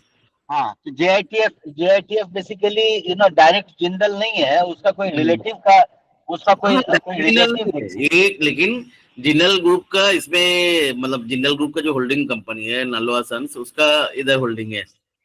ओके। हम्म, ये दादा एट दैट टाइम मैं उतना एक्टिव नहीं था इसमें स्टॉक में, तो मैं ये नहीं बता पाऊंगा, बट ओवरऑल JITF का सिलेक्शन ऑफ द रिक्रूट्स और जो भी मैनेजर्स है बहुत वीक है। तो बेसिकली प्रोजेक्ट को आराम से बचाया जा सकता था, बट हम्म। वो लोग का मिसमैनेजमेंट के लिए प्रोजेक्ट फेल किया। देखो, प्रोजेक्ट वो कंपनी के ऊपर होता है, जे कौन सा कंपनी बचेगा। वो प्रोजेक्ट कंपनी जनरली मतलब बचने की कोशिश करता है जो उसका प्रॉफिटेबल प्रोजेक्ट होता है, ठीक है। हाँ, तो जो प्रोजेक्ट प्रॉफिटेबल नहीं होता है उसमें जनरली दूसरे के ऊपर क्लेम करके बहुत सारे कंपनी निकल जाता है, जिसमें करेक्ट, उतना ज्यादा वैसा प्रॉफिटेबल ही नहीं हाल। होता है। तो हम लोगों को दूर से उसको मिसमैनेजमेंट ही लगता है। तो मेरे को जो भी इसमें लगा, इतना एग्रेसिव मतलब बनना टोटल ओवरऑल ऐसे ग्रुप ऑफ कंपनी मैंने बहुत कम देखा। तो 5 years में 7.5 टाइम्स जो टोटल रेवेन्यू बढ़ा, हाँ, वो दैट इज वेरी गुड। और मैं थोड़ा सा मतलब दूसरा इसमें सॉलिड वेस्ट मैनेजमेंट मैंने आप लोगों को बताया था, वेस्ट मैनेजमेंट, उसके बाद सोलर, उसके बाद ट्रांसफार्मर, और भी दो चार जैसे आपका अभी याद नहीं आ रहा है मेरे को, मतलब जो फ्यूचरिस्टिक बिजनेस थोड़ा सा दिखता है, मैं हमेशा उसमें थोड़ा बहुत इंटरेस्ट रहता है। वो थोड़ा डेटा सेंटर और दादा सेमीकंडक्टर आपने बोला था, डेटा सेंटर। कंडक्टर, तो ये सब में आप लोगों को पता है मैं थोड़ा सा ज्यादा वो देखता हूँ, ज्यादा कन्वेंशनल अच्छा कंपनी जिसको बोलता है उसमें जनरली मैंने उतना इन्वेस्ट करता नहीं यार। उसमें करता भी तो फंस जाता हूँ, मेरे को मतलब वो नहीं होता है। बहुत ज्यादा मार्केट कैप वाला कंपनी में मैं इन्वेस्ट कर लेता हूँ ना, तो मेरे को लगता है अरे है तो मेरे को उस तरह से कॉन्फिडेंस आता नहीं है, समझा। भले ही कितना भी अच्छा कंपनी है, तो बहुत ज्यादा मार्केट कैप वाला कंपनी में मेरे को वैसा वो रहता है ना किसी किसी का रेंज। तो मेरा बहुत ज्यादा मार्केट छोटा छोटा कंपनी से ही मैं निकालता हूँ हमेशा, कुछ भी जो भी जूस निकालना है जो भी है। तो मेरे को उसके हिसाब से थोड़ा सा बहुत ज्यादा एग्रेसिव कंपनी लग रहा है इसको। हाँ, तो मेरे को तो थोड़ा सा मतलब ये देखो, मैं जनरली मैं बोला मेरा जो टोटल रेवेन्यू है उसका 2.5% के ऊपर तो मैं लगाता नहीं कोई कंपनी के। तो अभी सोचो मतलब उसमें भी मैंने आधा से भी आधा लगाया, 25% लगाया, तो उसमें के बाद मेरे टोटल पोर्टफोलियो का 1% भी नहीं होगा। तो उतना तो रिस्क ले ही सकता हूँ ना। जो कंपनी में थोड़ा सा इधर उधर से डाउटफुल है, बाद में और भी अच्छा दिखेगा तो उसमें लगाएंगे, और क्या है। तो ये है मतलब मेरा इसके लिए एनालिसिस। चलिए, अभी दूसरा कंपनी जो है जिंदल शॉ के बारे में, जिंदल सॉरी जिंदल ड्रिल, किसी को पता है?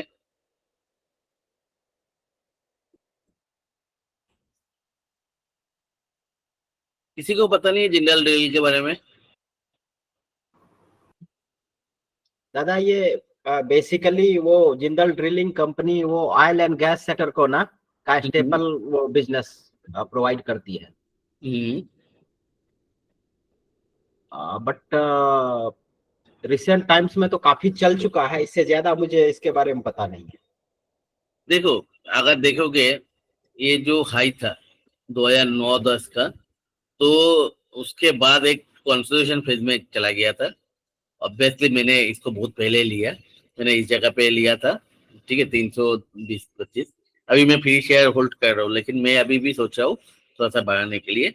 अभी क्या है, बहुत 2009 का जो हाई है उसको ब्रेक किया और उसमें कंसोलिडेट करके इस जगह पे आप ये देखोगे, ये जो कंसोलिडेशन है उसके ऊपर भी है, और वॉल्यूम भी इसमें अच्छा खासा जब ऊपर गया, अच्छा खासा वॉल्यूम आया। तो अभी इसको मैंने थोड़ा बहुत देखने की कोशिश की जो क्या है, क्योंकि मेरे को ऑयल सेक्टर में तो उतना बहुत ज्यादा जो डीलिंग का काम करते उसमें उतना ज्यादा फ्यूचरिस्टिक लगता नहीं था, क्योंकि मैंने कभी उसको एनालिसिस किया नहीं, ठीक है।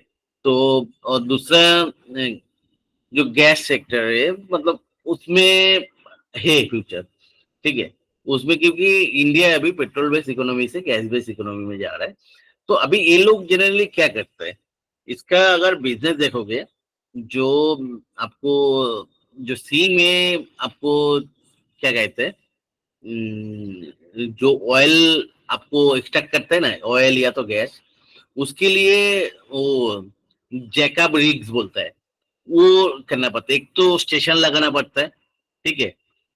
सी का अंदर देखा नहीं, ये जो फ्लोटिंग स्टेशन होता है वो स्टेशन लगाना पड़ता है, लेकिन वो स्टेशन को सर्विस देना पड़ता है। आपको क्या होता है, जो उसमें कुछ मतलब काम करना है, क्लीनिंग का काम करना है, पाइप क्लीनिंग करना है, ऑयल ट्रांसपोर्टेशन के लिए करना पड़ेगा, वो रिग्स होता है, ठीक है। इसके पास 5-6 तो एक तो स्टेशन तो है जो ओएनजीसी के साथ काम करते हैं, कुछ बाहर भी है मेक्सिको में। अभी उसको सर्विसिंग देने के लिए 5 साइज रिग्स काम करते हैं, जिसमें 3 ओएनजीसी के साथ लॉन्ग टर्म कॉन्टेक्ट में है, और बाकी 2 भी मतलब वो क्या है, इतना ज्यादा वो एंगेज है, मतलब सोचो क्या है, जितना दिन जाएगा ऑयल का तो प्रोडक्शन तो थोड़ा सा बढ़ेगा ही ना। तो अभी लेकिन ये जो बिजनेस है ना, ये बहुत ज्यादा कैपिटल इंसेंटिव बिजनेस है, कोई भी कल उठ के रिग्स नहीं बना सकते। ये इंडिया का सबसे बड़ा कंपनी है डील में वो, ठीक है। तो ये अभी मतलब इतना इसके पास अभी ऑर्डर से, ये सिंगापुर से कोई कंपनी से मतलब रेंट पे लेके दूसरे को दे रहा है, ठीक है। इसका जो प्रोमोटर है एमडी, तो उनका एक इंटरव्यू देख रहा था, इनका एक रिग्स मतलब मेक्सिको में रेंट पे है, जिसका कॉन्ट्रैक्ट नेक्स्ट ईयर हो रहा है, वो भी वो वापस ले आने का कोशिश कर रहा है। क्योंकि अभी इंडिया में क्या होता है, जो एक्सप्लोर पहले नहीं हुआ था बहुत ज्यादा, तो अभी एक्सप्लोर होके बहुत सारे जगह से नया नया मतलब ऑयल प्रोडक्शन भी हो रहा है, तो ठीक है। तो इसके पास ऑर्डर्स बुकिंग जो है, और दूसरा क्या होता है, आपको ना कहाँ पे जगह से मतलब कोई भी जगह से आप अगर ऐसा ड्रिल करके माइनिंग कर रहे हो, तो उस जगह का जो ड्रिलिंग कंडीशन है कॉन्टिन्यूसली चेकिंग करना पड़ता है। मतलब क्या होता है, वो आसपास का सॉइल का टेम्परेचर कितना हो रहा है, कोई पत्थर तो नहीं आ रहे, में वो ड्रिलिंग के टाइम पे मिनरल्स कौन सा निकल रहा है, ईच एंड एवरीथिंग को कॉन्टिन्यूस मॉनिटर करना पड़ता है। उसके हिसाब से ड्रिलिंग स्पीड, ड्रिलिंग कहाँ पे रोकना है, नहीं रोकना है, कहाँ पे ऑयल प्रोडक्शन रोकना है, उसका कॉन्टिन्यूस मॉनिटरिंग करना पड़ता है। तो वैसा ये मतलब वो सर्विस भी ये देता है, ठीक है। तो आप अगर इसका मतलब ऐसा नॉर्मली देख के तो उतना कुछ लगेगा नहीं अभी। और दूसरा जो बात है, इसका देखा ह्यूज ऑर्डर बुक है, मतलब मैं देख रहा था 2-3 हजार करोड़ का ऑर्डर बुकिंग है, 2000 करोड़ का कंपनी है। तो मतलब और बोल रहे 3-4 साल का विजिबिलिटी भी अच्छा है, मैनेजमेंट उसको एक्सपेंशन पे भी जा रहा है, ठीक है। इसमें ऑफशोर जो डीलिंग है समंदर में वो है, डायरेक्शनल हॉरिजॉन्टल डीलिंग भी करता है। जैसे डायरेक्शनल डीलिंग का क्या करता है, सोचो कोई जगह पे आपको पता है उस जगह पे कुछ चीज है, लेकिन उस जगह पे डायरेक्ट आप नीचे वर्टिकल डीलिंग कर नहीं सकते। सोचो एक दूसरा दूर से उसका मिट्टी के नीचे से हॉरिजॉन्टल लेकर जाना पड़ेगा, वो भी एक्सपर्ट डीलिंग होता है, ठीक है। वो तो छोड़ो, वो करता है। तो उसके बाद ये जो मेजरमेंट बोल रहा था, while dealing service, mud logging service, ये सब जो है, मतलब मड लॉगिंग सर्विस क्या है, वो भी डीलिंग करके बहुत सारी जगह पे एक्सप्लोर करते हैं ना, उस जगह पे कितना, सोचो कहाँ पे आपका क्या कहते हैं ऑयल है, तो कितना है उस जगह पे करना बराबर है या नहीं।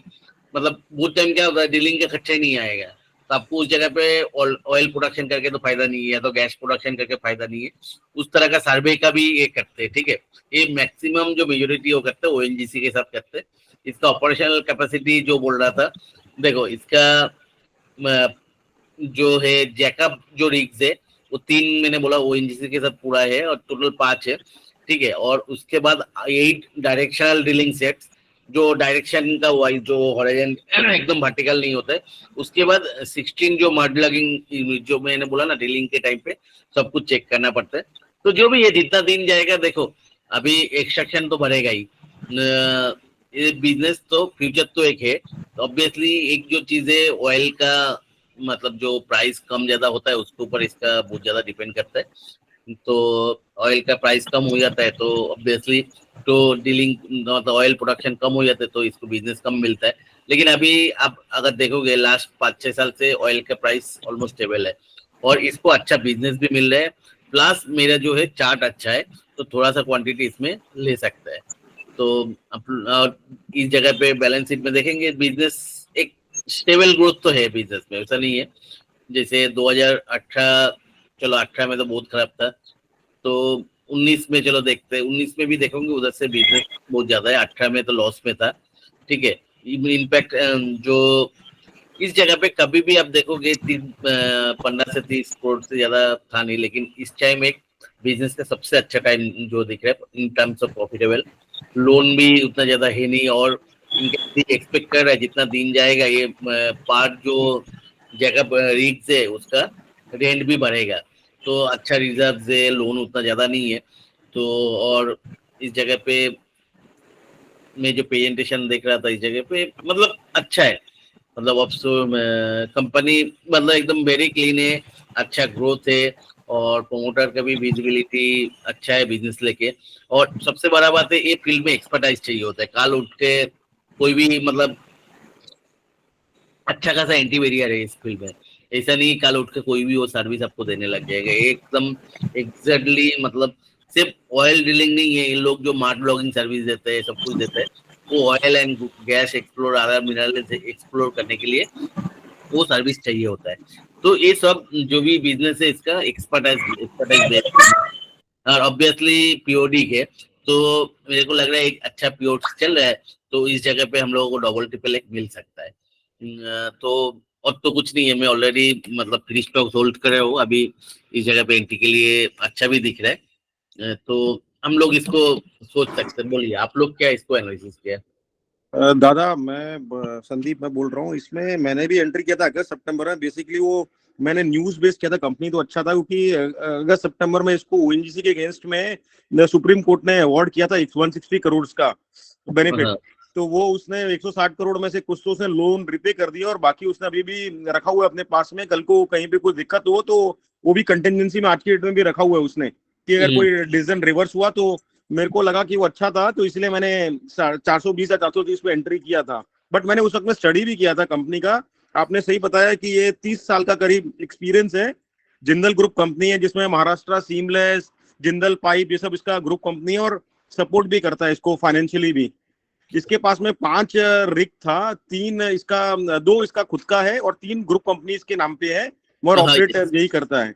इसको बेनिफिट अभी क्या हुआ है, मैं जो 4-5 साल में जो फाइनेंशियल में भी दिख रहा है, एक्चुअली इसके जो ऑयल क्रूड ऑयल प्राइसेस के कारण चार्टर रेट्स होते हैं जिसमें इसको पैसा होता है, पैसा मिलता है, रेवेन्यू मिलता है, तो वो रेट्स रिवाइज किए गए हैं सब कंपनीज ने। बेसिकली ये ओएनजीसी का कॉन्ट्रैक्ट करता है। मैं वही बोल रहा था, ये रेट ऑलरेडी रिवाइज हुआ, और मतलब कुछ $25,000 था पर डे, अभी $38,000।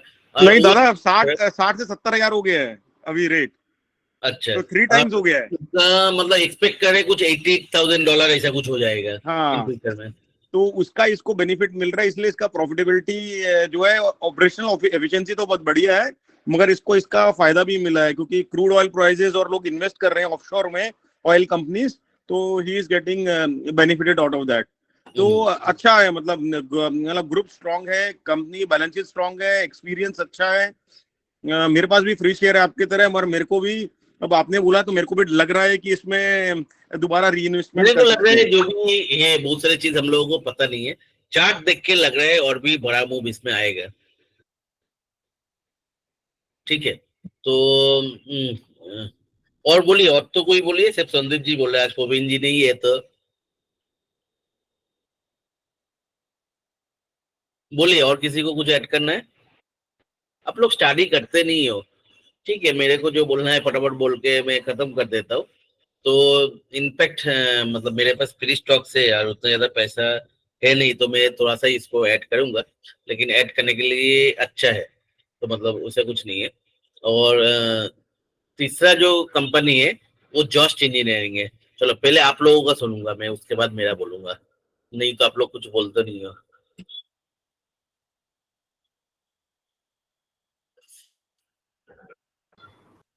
जॉस्ट इंजीनियरिंग तो दादा कैपिटल गुड सेक्टर से रिलेटेड है। आई थिंक ये मुझे जो दिखने से लगा कि जो एक्शन कंस्ट्रक्शन इक्विपमेंट है उस टाइप की कंपनी है।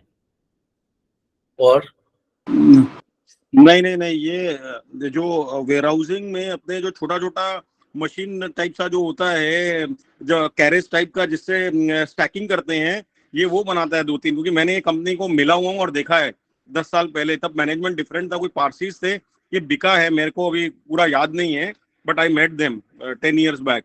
ये उसमें लॉजिस्टिक सपोर्ट में था। वो छोटा सा मशीन दादा आपने देखा होगा, जिससे वो स्टैकिंग करने के लिए काम आता है, वही काम करता है, वो बनाता था। और दूसरा कोई बताएगा? इस कंपनी में मेरे को बहुत अच्छा लगा जो है, कोई अगर ऐड कर सकते तो मतलब ऐड मतलब क्या, कुछ बोल सकते मेरे को ये थोड़ा फ्यूचरिस्टिक इंडिया में आने वाला जो है टाइम, उस टाइम का बिजनेस लग रहा है इसका। कोई नहीं ऐड करने वाला है कुछ। इसे आप लोग अगर स्टडी नहीं करोगे तो इसमें मजा नहीं आता है। तो जो भी है, चलो चार्ट जो है इस जगह पे अगर देखोगे 2017 से मतलब 18 से अभी तक, वो 18 का हाई को मतलब क्रॉस किया, इस जगह से ऊपर जब गया कंटिन्यूअसली वॉल्यूम आया, ऑब्वियसली एक अच्छा ब्रेकआउट दिया। और उसके बाद देखोगे इस जगह पे भी एक शॉर्ट टर्म चार्ट जो डेली चार्ट है, उसके बाद एक कंसोलिडेशन करके ऊपर जाने की कोशिश कर रहा है, ठीक है। अब देखोगे जो अभी का जो मार्केट मैंने जो बोला, ये जो क्या है, इधर से इधर तक वो जो रिसेंट डाउनफॉल आया था उसमें डाउन हुआ, और उसके हिसाब से रिकवरी बहुत फास्ट आया। जो मतलब पुराना हाई था, थोड़ा सा जो मार्केट का सपोर्ट मिला, उसके हिसाब से तो बहुत स्ट्रांग है कंपनी। मतलब क्या है, फॉलिंग टाइम से जो रिकवरी टाइम आया, तो स्मॉल कैप अभी भी पुराना हाई को क्रॉस नहीं किया, लेकिन पुराना हाई के टाइम पे जो मतलब हाई था उसको क्रॉस कर गया, मतलब भयंकर स्ट्रांग है। तो चार्ट के हिसाब से तो मेरे को अच्छा दिख रहा है। चार्ट के हिसाब से किसी को कोई मतलब कमेंट्स करना है तो वेलकम है, बोलिए सर। तो सब तो पार्टिसिपेट करो, इसलिए मैं सोचता हूँ बंद करने का। ये तो मतलब गोविंद जी आज नहीं है, उनको थोड़ा काम है, तो बाकी कोई मतलब कुछ ऐसा करके आप लोग कैसे कमाओगे मार्केट से? कॉन्फिडेंस कभी आएगा नहीं, कुछ स्टडी नहीं करोगे तो।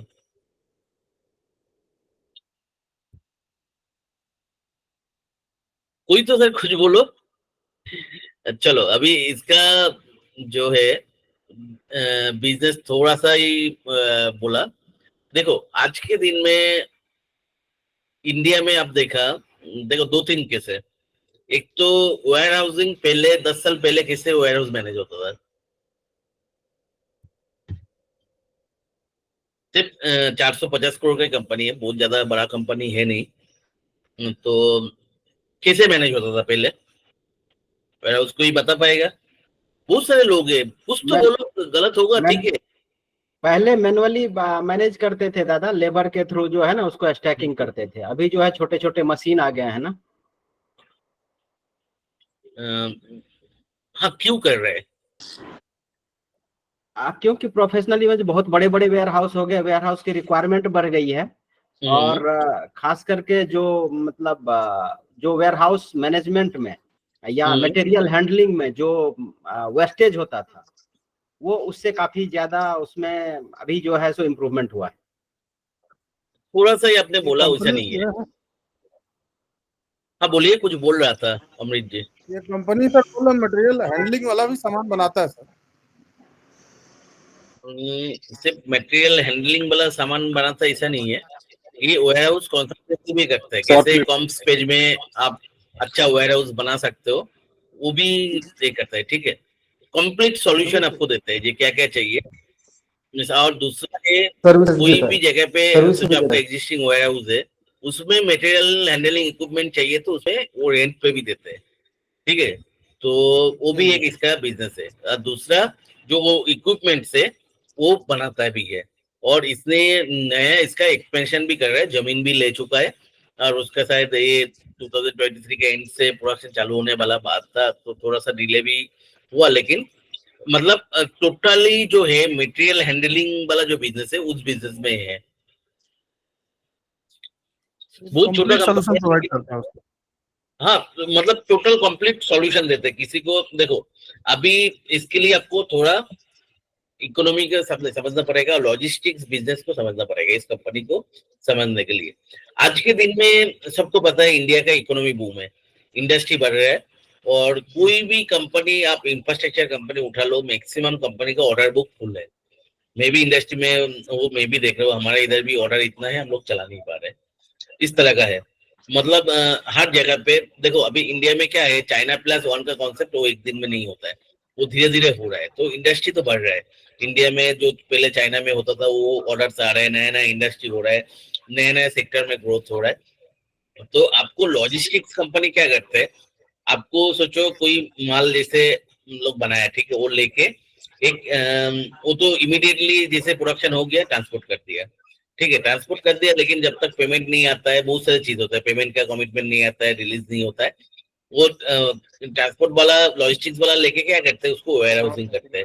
वेयर हाउसिंग करते हैं या तो कोई भी जगह पे जाके क्लियरेंस के लिए, या तो कुछ भी है, तो वेयर हाउस, या तो कंपनी के पास बहुत सारी जगह पे प्रोडक्शन कैपेसिटी तो बढ़ा लिया, लेकिन वेयर हाउसिंग के लिए स्पेस नहीं है, तो उस जगह पे भी क्या करते हैं, लॉजिस्टिक्स कंपनी उसको माल उठा के वेयर हाउस में रखता है, और जब जरूरत होता है उधर से वो वेयर हाउसिंग करके, सोचो 4-5 कस्टमर के आपको देना है सेम प्रोडक्ट, तो वो वेयर हाउस में ले जाके रखता है, वो वेयर हाउस से उधर से ट्रांसपोर्ट करता है। ये थर्ड पार्टी लॉजिस्टिक्स होता है एज पर कस्टमर रिक्वायरमेंट। तो आपको जैसे जैसे प्रोडक्शन बढ़ेगा, वेयर हाउस तो बढ़ेगा। और दूसरा जो है, आपको आज के दिन में हम, जैसे मेरा बात तो मैं बोल सकता हूँ, मैं पहले हर चीज बाहर जाके खरीदता था, आज के दिन में मेरा जो रिक्वायरमेंट है सामान का, उसका 50-60% इवन टीवी भी हम लोग ऑनलाइन खरीदते हैं, अब समझो। तो अभी ये जो मतलब ऑनलाइन जो बिजनेस बढ़ रहा है, ये टोटली ऑनलाइन जो बिजनेस है, ये वेयर हाउस का ऊपर ही डिपेंडेंट है। किसी वेयर हाउस के ऊपर डिपेंडेंट है, सोचो अमेज़न, मैं जैसे अहमदाबाद में रहता हूँ, वो कंटिन्यूसली कोई थर्ड पार्टी लॉजिस्टिक्स कंपनी को देके रखा है डेटा, मतलब एनालिसिस के लिए। तो डेटा एनालिसिस करके वो कंटिन्यूसली देखते हैं, चलो अहमदाबाद में एक चीज का कंजम्पशन बहुत ज्यादा है, कुछ भी है, सोचो कोई एक पर्टिकुलर मोबाइल कंपनी का मोबाइल, या तो कोई पर्टिकुलर टीवी का ज्यादा कंजम्पशन है, या तो पर्टिकुलर कोई चीजों का ज्यादा कंजम्पशन है, और एवरेज कुछ भी हो जाए, तो सोचो वो अप डाउन तो हो रहा है, सोचो 150 से 75 तक, लेकिन on an average 100 piece per day जा रहा है। तो वो लोग क्या करते हैं, टाइम कंजम्पशन कम करने के लिए, या तो उसका जो लॉजिस्टिक्स कॉस्ट है वो कम करने के लिए, लोकल कोई सप्लायर से लेके वो वेयर हाउसिंग 100 पीस का मतलब इन्वेंट्री मेंटेन तो करते हैं, क्योंकि उसको पता है जो 100 पीस ये चीज जाने वाला ही है। तो वो क्या करते हैं लेके, हाँ अभी उसका कोई गारंटी नहीं है, तो वो लोकल कोई वेयर हाउस में रख रहा है। तो वेयर हाउस का जो बिजनेस है, अब दूसरा जो है, अभी सोचो जो कंटेनर्स है, बिजनेस बढ़ेगा तो कंटेनर्स भी बढ़ेगा, उसके लिए कंटेनर्स का स्टेकिंग सेक्शन वो भी बढ़ रहा है। तो कोई भी जगह पे वेयर हाउस तो बढ़ ही रहा है, ठीक है। इंडिया का मतलब फाइनेंशियल, कोई भी कंट्री का फाइनेंशियल ग्रोथ होगा तो वेयर हाउस का बिजनेस बढ़ेगा ही बढ़ेगा, ठीक है। वेयर हाउस का मैनेजमेंट अब 10 साल पहले अब आप देखोगे तो टोटली डिफरेंट था, आज के दिन में डिफरेंट क्यों हो रहा है। मतलब आप अगर आज के दिन में पूरा एक वेयर हाउस अगर आदमी से मतलब मैन पावर से हैंडल करने जाओगे, आपके लिए बहुत डिफिकल्ट क्यों है, क्योंकि मैन पावर का कॉस्ट मतलब बढ़ रहा है। जैसे हमारा उधर में देखता हूँ, जैसे सोचो एक वर्कर का सैलरी इंडिया में एवरेज कितना होता है, एक 15-16 हजार रुपया, 17 हजार रुपया। आज के दिन में जो ठेला लगाता है ना, रास्ते के साइड में ठेला लगा के मतलब खाना बेचता है, सोचो मतलब बड़ा पाव बना रहा है या तो कुछ भी बना रहा है, वो भी महीने के एंड में उतना तो कमा लेता है। तो मैन पावर मिलना आज के दिन में बहुत बड़ा चैलेंजेस है, ठीक है। तो मतलब कम पैसे में मैन पावर मिलना, तो हर जगह पे ऑटोमेशन चाहिए होगा, ठीक है। तो ऑटोमेशन चाहिए। और दूसरी बात क्या है, तो वेयर हाउस जो है आज के दिन में इंडिया में ओवरऑल लैंड कॉस्ट बहुत बढ़ गया, लैंड का जो कॉस्ट है भयंकर बढ़ गया। तो आप पहले जैसे जगह पे मतलब बहुत बड़ा स्पेस लेके उसमें एक वेयर हाउस बना दिया, उसका कोई मिस मैनेजमेंट होगा तब भी चल जाएगा, वैसा नहीं है। आज के दिन में जो कैलकुलेशन होता है पर स्क्वायर फीट में आपको वेयर हाउस मैनेजमेंट करने के लिए खर्चा कितना हो रहा है, ठीक है, और पर स्क्वायर फीट में आप कितना मटेरियल रख पा रहे हो, वो बहुत ज्यादा मैटर करता है, क्योंकि आपका खर्चा पर स्क्वायर फीट का मैनेजमेंट के हिसाब से आ रहा है। आप सोचो कोई टॉन्स में रख रहे हो, पर स्क्वायर फीट में कोई कंपनी मतलब 10 टन माल मटेरियल रख पा रहा है, कोई कंपनी मतलब सोचो 50 टन मटेरियल रख पा रहे, इसमें बिजनेस का पूरा डिफरेंस हो जाता है।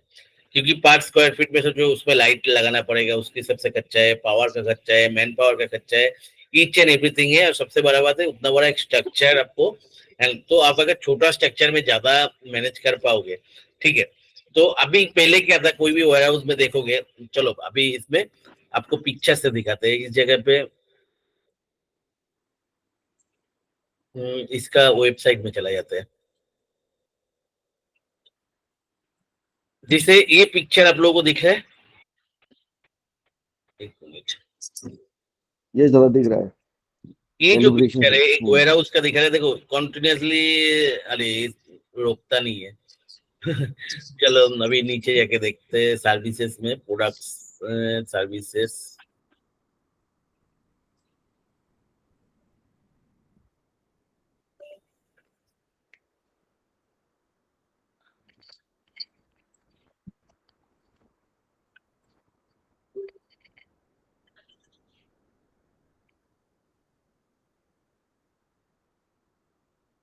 चलो ये पिक्चर जो भी वो पिक्चर में थोड़ा सा जो दिखे, चलो होम में जाते हैं फिर से। ये जो पिक्चर दिखा है, देखो एक वेयर हाउस है और कॉन्टिन्यूसली आपको स्टेक किया हुआ है, मतलब देखो वर्टिकल, एक के ऊपर दूसरा, दूसरे के ऊपर तीसरा।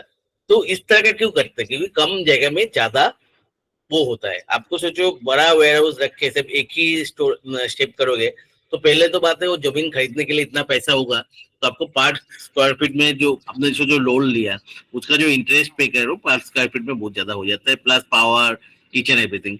और दूसरी बात है मैन पावर मिलता नहीं है। तो पहले क्या था, ये जो इस तरह का जो ये जो चीजेस होता है, ये क्या करता है, जो फॉर्कलिफ्ट होता है वो क्या करता है, इसको मटेरियल को रेज करता है। तो उसमें जो ऊपर ऊपर जगह पे रखने के लिए जो चीजेस होता है, तो या तो जो प्लेटफॉर्म होता है, तो जो कोई आदमी तो आप रख रहे हो, वो आदमी उतना ऊपर तो जा नहीं पाएगा, तो कोई चीज में उसको लिफ्ट करना पड़ेगा।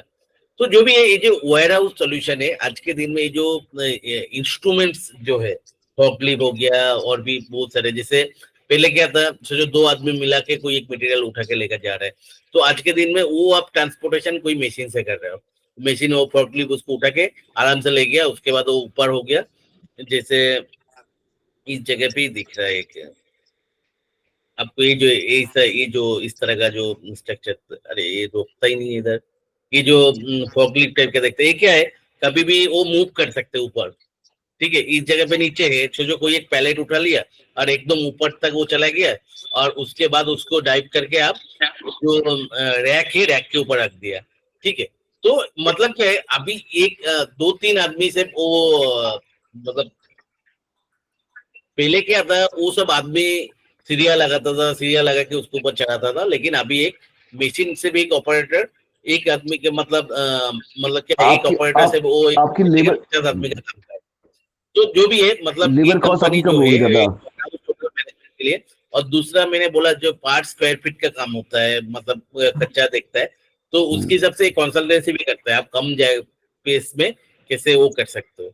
तो जस्ट इंजीनियरिंग इस फील्ड में मैंने 2-3 कंपनी देखा, अच्छा है, एक तो जस्ट इंजीनियरिंग है, एक हम लोग ऑलरेडी डिस्कस कर चुका है TRF करके है, जो टाटा ग्रुप ऑफ कंपनी है, उसका चार्ट भी बहुत अच्छा लग रहा है। इसका देखो ROC ज्यादा है, क्योंकि इसमें उस फील्ड में अभी तक उतना मतलब कॉम्पिटिटर्स है नहीं उतना, और इसका बिजनेस ग्रोथ देखोगे उतना ज्यादा तो अभी तक दिख नहीं रहा है, लेकिन कंपनी मेरे को बहुत क्लीन लग रहा है, उतना लोन नहीं है, उतना कुछ है नहीं। और इसमें आपको मतलब क्या कहते हैं, मतलब चार्ट भी अच्छा दिख रहा है, और बिजनेस थोड़ा मेरे को फ्यूचरिस्टिक दिख रहा है, चार्ट की हिसाब से वेरी स्ट्रॉन्ग है। तो मेरा थोड़ा बहुत क्वांटिटी अभी इसमें लूंगा, इसलिए मैंने जो डिसाइड किया, मैंने एक्चुअली स्ट्रेंथ बहुत ज्यादा दिख रहा है, ठीक है। कोई कंपनी अगर थोड़ा सा मतलब मार्केट का सपोर्ट मिल रहा है, और मतलब जो करेक्शन था, करेक्शन का टाइम का ऊपर चला गया, तो होता है जो भी है। मतलब ये जस्ट इंजीनियरिंग मेरे को चार्ट के हिसाब से स्ट्रॉन्ग दिख रहा है, बिजनेस भी फ्यूचरिस्टिक है, और आने वाला दिन में इंडिया का वेयर हाउस का जो रिक्वायरमेंट्स है वो भी बहुत ज्यादा होने वाला है। तो वेयर हाउस मैनेजमेंट में जो लोग मटेरियल हैंडलिंग का चाहिए ही चाहिए। मेरा जैसे कंपनी में हर रोज डिस्कस होता है कैसे हम लोग वर्कर्स कम कर सकते हैं, क्योंकि वर्कर्स का प्रॉब्लम बहुत ज्यादा है। तो मटेरियल हैंडलिंग ऐसा एक जगह है जिस जगह पे आप मतलब 100 से 3-4 बंदा अभी पूरा ऑटोमाइजेशन करके 3-4 बंदे में काम कर सकते हो। तो उस जगह पे, तो उसलिए हर कंपनी का फोकस है वेयर हाउस में कैसे टोटली ऑटोमाइजेशन करे, और वेयर हाउस मैनेजमेंट भी एक, क्योंकि उसमें सोचो ह्यूज मटेरियल पड़ा है, उसमें वेयर हाउस मैनेजमेंट करना भी, मतलब क्या होता है, जैसे आपको बोलता हूँ, उसमें रोबोटिक्स भी अभी आगे, कैसे ये जो फोर्कलिफ्ट है उसके अंदर प्रोग्रामिंग कर दिया, ठीक है, तो कौन सा जगह पे वो कौन सा मटेरियल रख रहा है, तो वो ऑटोमेटिक डेटा कंप्यूटर में आ रहा है, वो देख के कोई सिलेक्ट कर सकता है, जो चलो हाँ इस मटेरियल जरूरत है, वो उसको सिलेक्ट किया, फोर्कलिफ्ट ऑटोमेटिक उधर जाके उधर से मतलब अनलोड करके ट्रक में वो मटेरियल चला देगा। तो टोटली ऑटोमाइजेशन का बात चल रहा है, वेयर हाउस का, वेयर हाउस बढ़ भी रहा है।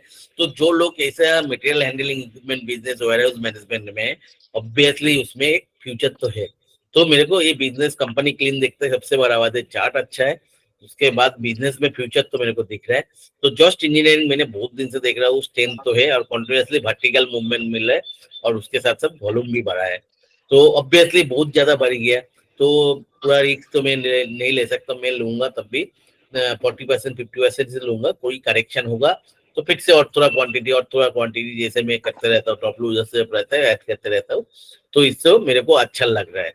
ठीक है, तो मैंने स्टॉक सिलेक्शन कब करता हूँ, जब खराब टाइम में अच्छा चलता है। तो इस जगह से इधर तक खराब टाइम चला तो उस जगह पे उतना करेक्शन नहीं है, थोड़ा सा मार्केट का सपोर्ट मिला तो पुराना हाई को उसने क्रॉस कर गया। तो उसके हिसाब से मेरा, चलो अभी आप लोगों को क्या कहना है इसमें?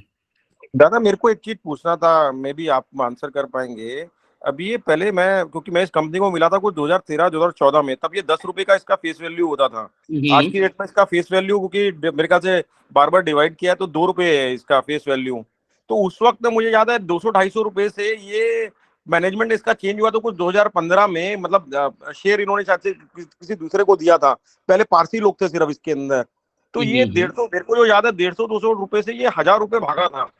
अब ये डिवाइड होके भी अभी ये वही उसी रेट पे है, तो ये चार्ट क्या वो एडजस्ट करके सब कर रहा है, या नहीं तो ये 5 गुना हो गया ना उस सब हिसाब कुछ से। तो adjust है। मेरा मतलब फ्री चैटिंग सॉफ्टवेयर नहीं है, ये पेड चैटिंग सॉफ्टवेयर है स्पाइडर का, ये एडजस्ट सब कुछ करके ही है। अच्छा, ये एडजस्ट हो गया है क्या? ये मतलब 2015-14 हाँ, का जो वो दिखा रहा है।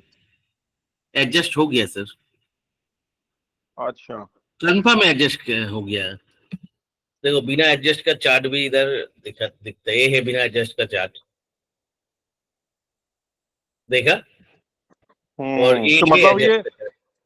इसका मतलब कि हाँ, तो ये तो ठीक है, फिर तो वो है। फिर तो अच्छा मेरे प्राइस को है दो दादा सर ये। एक दिखा, बार अपना, हेलो। दोनों को दो ही दिखाता है, ठीक है मेरा इधर, तो वॉल्यूम बहुत ज्यादा है इसके साथ, तो नहीं नहीं, चार्ट क्लियर पे है पूरा एकदम। तो मेरे हिसाब से देखो बहुत सारे इस जगह पे मटेरियल हैंडलिंग में बहुत बड़ा बड़ा प्लेयर्स इंटरव्यू होगा, ऐसा कुछ नहीं है। तो मेरे को लगता है टोटल फ्यूचरिस्टिक, आप लोग मैं जितना बोला कैसे लगा, मतलब ये बिजनेस सेगमेंट? दादा बहुत बढ़िया है मेरे हिसाब से। कोई लॉजिस्टिक कंपनीज का, क्योंकि हर जगह से, चाहे वो रेलवे में हो, इंजीनियरिंग गुड्स हो, हर जगह पे ये बड़ा material handling is very important. और ये टेस्टिंग वेस्टिंग में भी है मटेरियल हैंडलिंग का, और रेंटल बिजनेस में भी है। तो many businesses relating to logistic only. तो मेरे को तो हाँ लॉजिक है, मटेरियल हैंडलिंग, उसका सर्टिफिकेशन टेस्टिंग सब कुछ में हाँ, तो करते ये हैं। ओवरऑल मतलब पूरा सॉल्यूशन कंपनी है। तो मुझे तो अच्छा लग रहा है। मैंने इसका कहीं पे पढ़ा था, बट मेरे को अभी डेटा वेटा तो नहीं, देखना पड़ेगा कि ये एरोस्पेस में भी इसने कुछ काम करना शुरू किया है। अब मेरे पास उसका कुछ, हाँ एयर में भी चालू किया है, मेरे को तो मिला ही, लेकिन सुनने में आया। तो कंपनी तो अच्छा है। मैं प्रमोटर्स को पुराने वाला भी है, मैं उनको तो जानता था, तो देवर गुड पीपल, मतलब ऐसा ईमानदार लोग है वो लोग।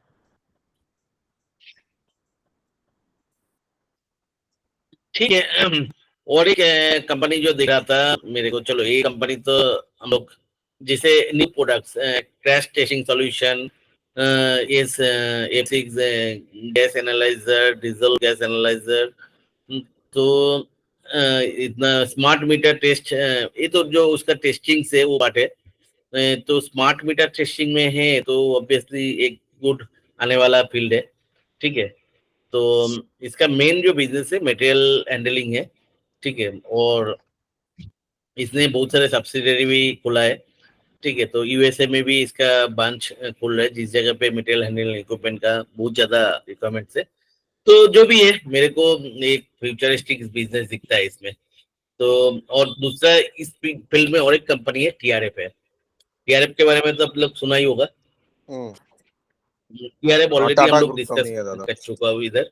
ठीक है, वो भी सेम फील्ड में है, ये भी मटेरियल हैंडलिंग पे है। तो टीआरएफ ऑलरेडी मैं होल्ड कर रहा हूँ। तो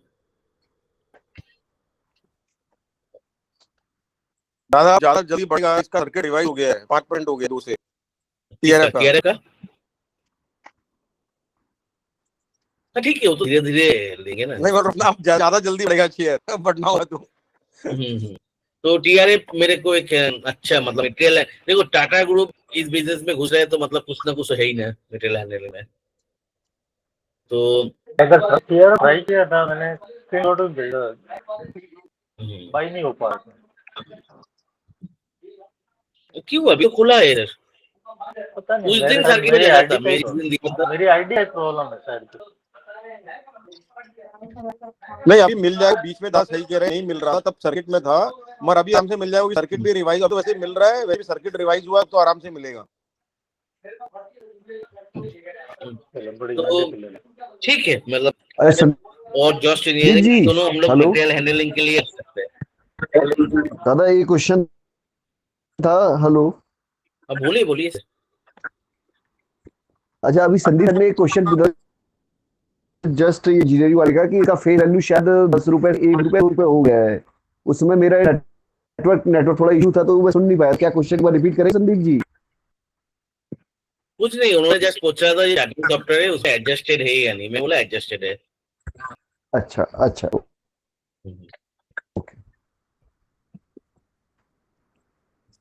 ठीक है, और कुछ? ठीक है, आज इधर ही कंप्लीट करते हैं। मेरे आज थोड़ा मेरा काम भी है। तो और एक मैंने बताया था डब्ल्यूएस इंडस्ट्रीज, आज पोबिन जी नहीं है तो उन्होंने मजा हाँ दादा, ये कंपनी का पढ़ा था इसी बारे में।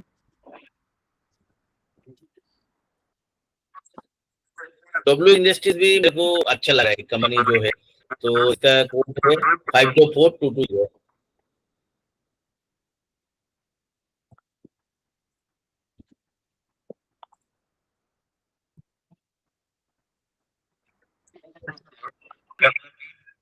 ये चार्ट आप अगर देखोगे, मतलब ये मल्टीयर जो ब्रेकआउट है। मतलब 1992 से अभी तक मल्टीयर ब्रेकआउट है, उसके बाद उसको रीटेस्ट कर रहा है। ठीक है, तो कोई भी कंपनी आप लोगों को पता है मल्टीयर ब्रेकआउट तो बिना रीजन का देता नहीं है। ठीक है, तो इसमें वॉल्यूम के साथ दिया तो मैंने इसका एनालिसिस कर रहा था तो देखा इस कंपनी के पास ह्यूज लैंड बैंक है, मतलब हर जगह पे। और ये क्या होता है, जैसे इसको लैंड बैंक है तो उसमें आईटी और वो जो बाकी जो कंपनी जो मल्टीनेशनल कंपनीज को वो बिल्डिंग बना के उसको ऑफिस के लिए रेंट के लिए दे रहे हैं। तो इसके पास मतलब जमीन बहुत ज्यादा है, और प्लस इसमें इंफ्रास्ट्रक्चर कंपनी है। चलो इसको मैं नेक्स्ट दिन करूंगा, आज थोड़ा मेरे को एक्चुअली क्या है, थोड़ा काम है थोड़ा। दादा इसमें एक चीज और था, इसको शायद से वही बेनिफिट मिल रहा है जो बाकी ट्रांसफार्मर कंपनीज को मिल रहा है, ये इलेक्ट्रिसिटी ट्रांसमिशन में भी है। तो मुझे ये भी रीजन लगता है कि ये जैसे बाकी ट्रांसफार्मर स्टॉक भाग रहे हैं, ये एक रीजन है कि इसलिए ये थोड़ा चल रहा है अच्छा स्टॉक। नहीं देखो, इसमें आप अगर देखो इस जगह पे आप सब पढ़ो पढ़ोगे जो इसका कॉन्कल का नोट दिया था, जो achieve significant growth in the infrastructure IT and IDES enabled services. ठीक है, company is advanced stage is discussion with the leading developer in India to develop IT to the 1 million square feet. उसके पास क्या है, पोरार में बहुत ज्यादा land bank है और ये क्या किसी के साथ बात करके वो डेवलप कर रहे हैं, जिससे एक लैंड बैंक है उस जगह पे अगर डेवलप कर देगा उसको एक रेंटल इनकम आएगा। ठीक है, तो कंपनी इंफ्रास्ट्रक्चर प्रोजेक्ट में भी है जिधर से उसको ह्यूज ऑर्डर्स आ रहे। प्लस लैंड बैंक अगर इस जगह से देखोगे, कंपनी आपका कॉन्कॉल में बोल रहा है तो इस जगह पे मतलब एक जगह पे 254 एकड़ से एक जगह पे 284 एक ना इस जगह पे और एक कहाँ पे, हाँ company as a land actually. चलो मैं नेक्स्ट वीक इसको अच्छा करके करता हूँ इसके बाद, क्योंकि अभी मेरे पास ना काम आ गया, मेरे को थोड़ा तो इसको जस्ट आप लोग भी करो, नेक्स्ट वीक एकदम पक्का इसको डिस्कस करेंगे, क्योंकि इसका जो देखो सबसे पॉजिटिव बात एक चीज बताता हूँ। देखो 2018 में सिर्फ 2 करोड़ का सेल्स था, ठीक है, अभी का देखो 288 करोड़ का सेल्स है। तो इस कंपनी ऑलमोस्ट जीरो हो गया था, तो बिजनेस थोड़ा चेंज हुआ इसका कुछ, ठीक है। तो इसको मैंने किया है एनालिसिस, अभी मैंने नेक्स्ट वीक अपलोड करते हैं, ठीक है। अभी एक्चुअली मेरा एक थोड़ा काम आ गया, चलो आज के लिए क्लोज करते हैं, नेक्स्ट वीक बात। Okay sir. तो आज जो 3 कंपनी हम लोग किया है, एक तो जॉश इंजीनियरिंग, जिंदाल डिल एंड जीटिप इंफ्रा। तो तीनों कंपनी मेरे को लगता है प्रोस्पेक्ट से थोड़ा थोड़ा करके मैं लूंगा। अभी देखते हैं क्या होगा, क्योंकि हर कंपनी तो चल भी नहीं सकते, ऐसा कुछ नहीं है, चलेगा चलेगा नहीं चलेगा कोई इशू नहीं है। लेकिन तीनों का मैं क्यों बुलिश हूँ आप लोगों से डिस्कस किया, आप लोग भी कुछ कॉन्सेंस रखा है उसमें, तो ऑब्वियसली ठीक है यार, ये अच्छा लगा तो आप लोग उसको लाइक एंड शेयर करो मेरा वीडियो को, ठीक है ना। चलो ओके दादा, टेक केयर, बाय। ओके दादा, थैंक यू।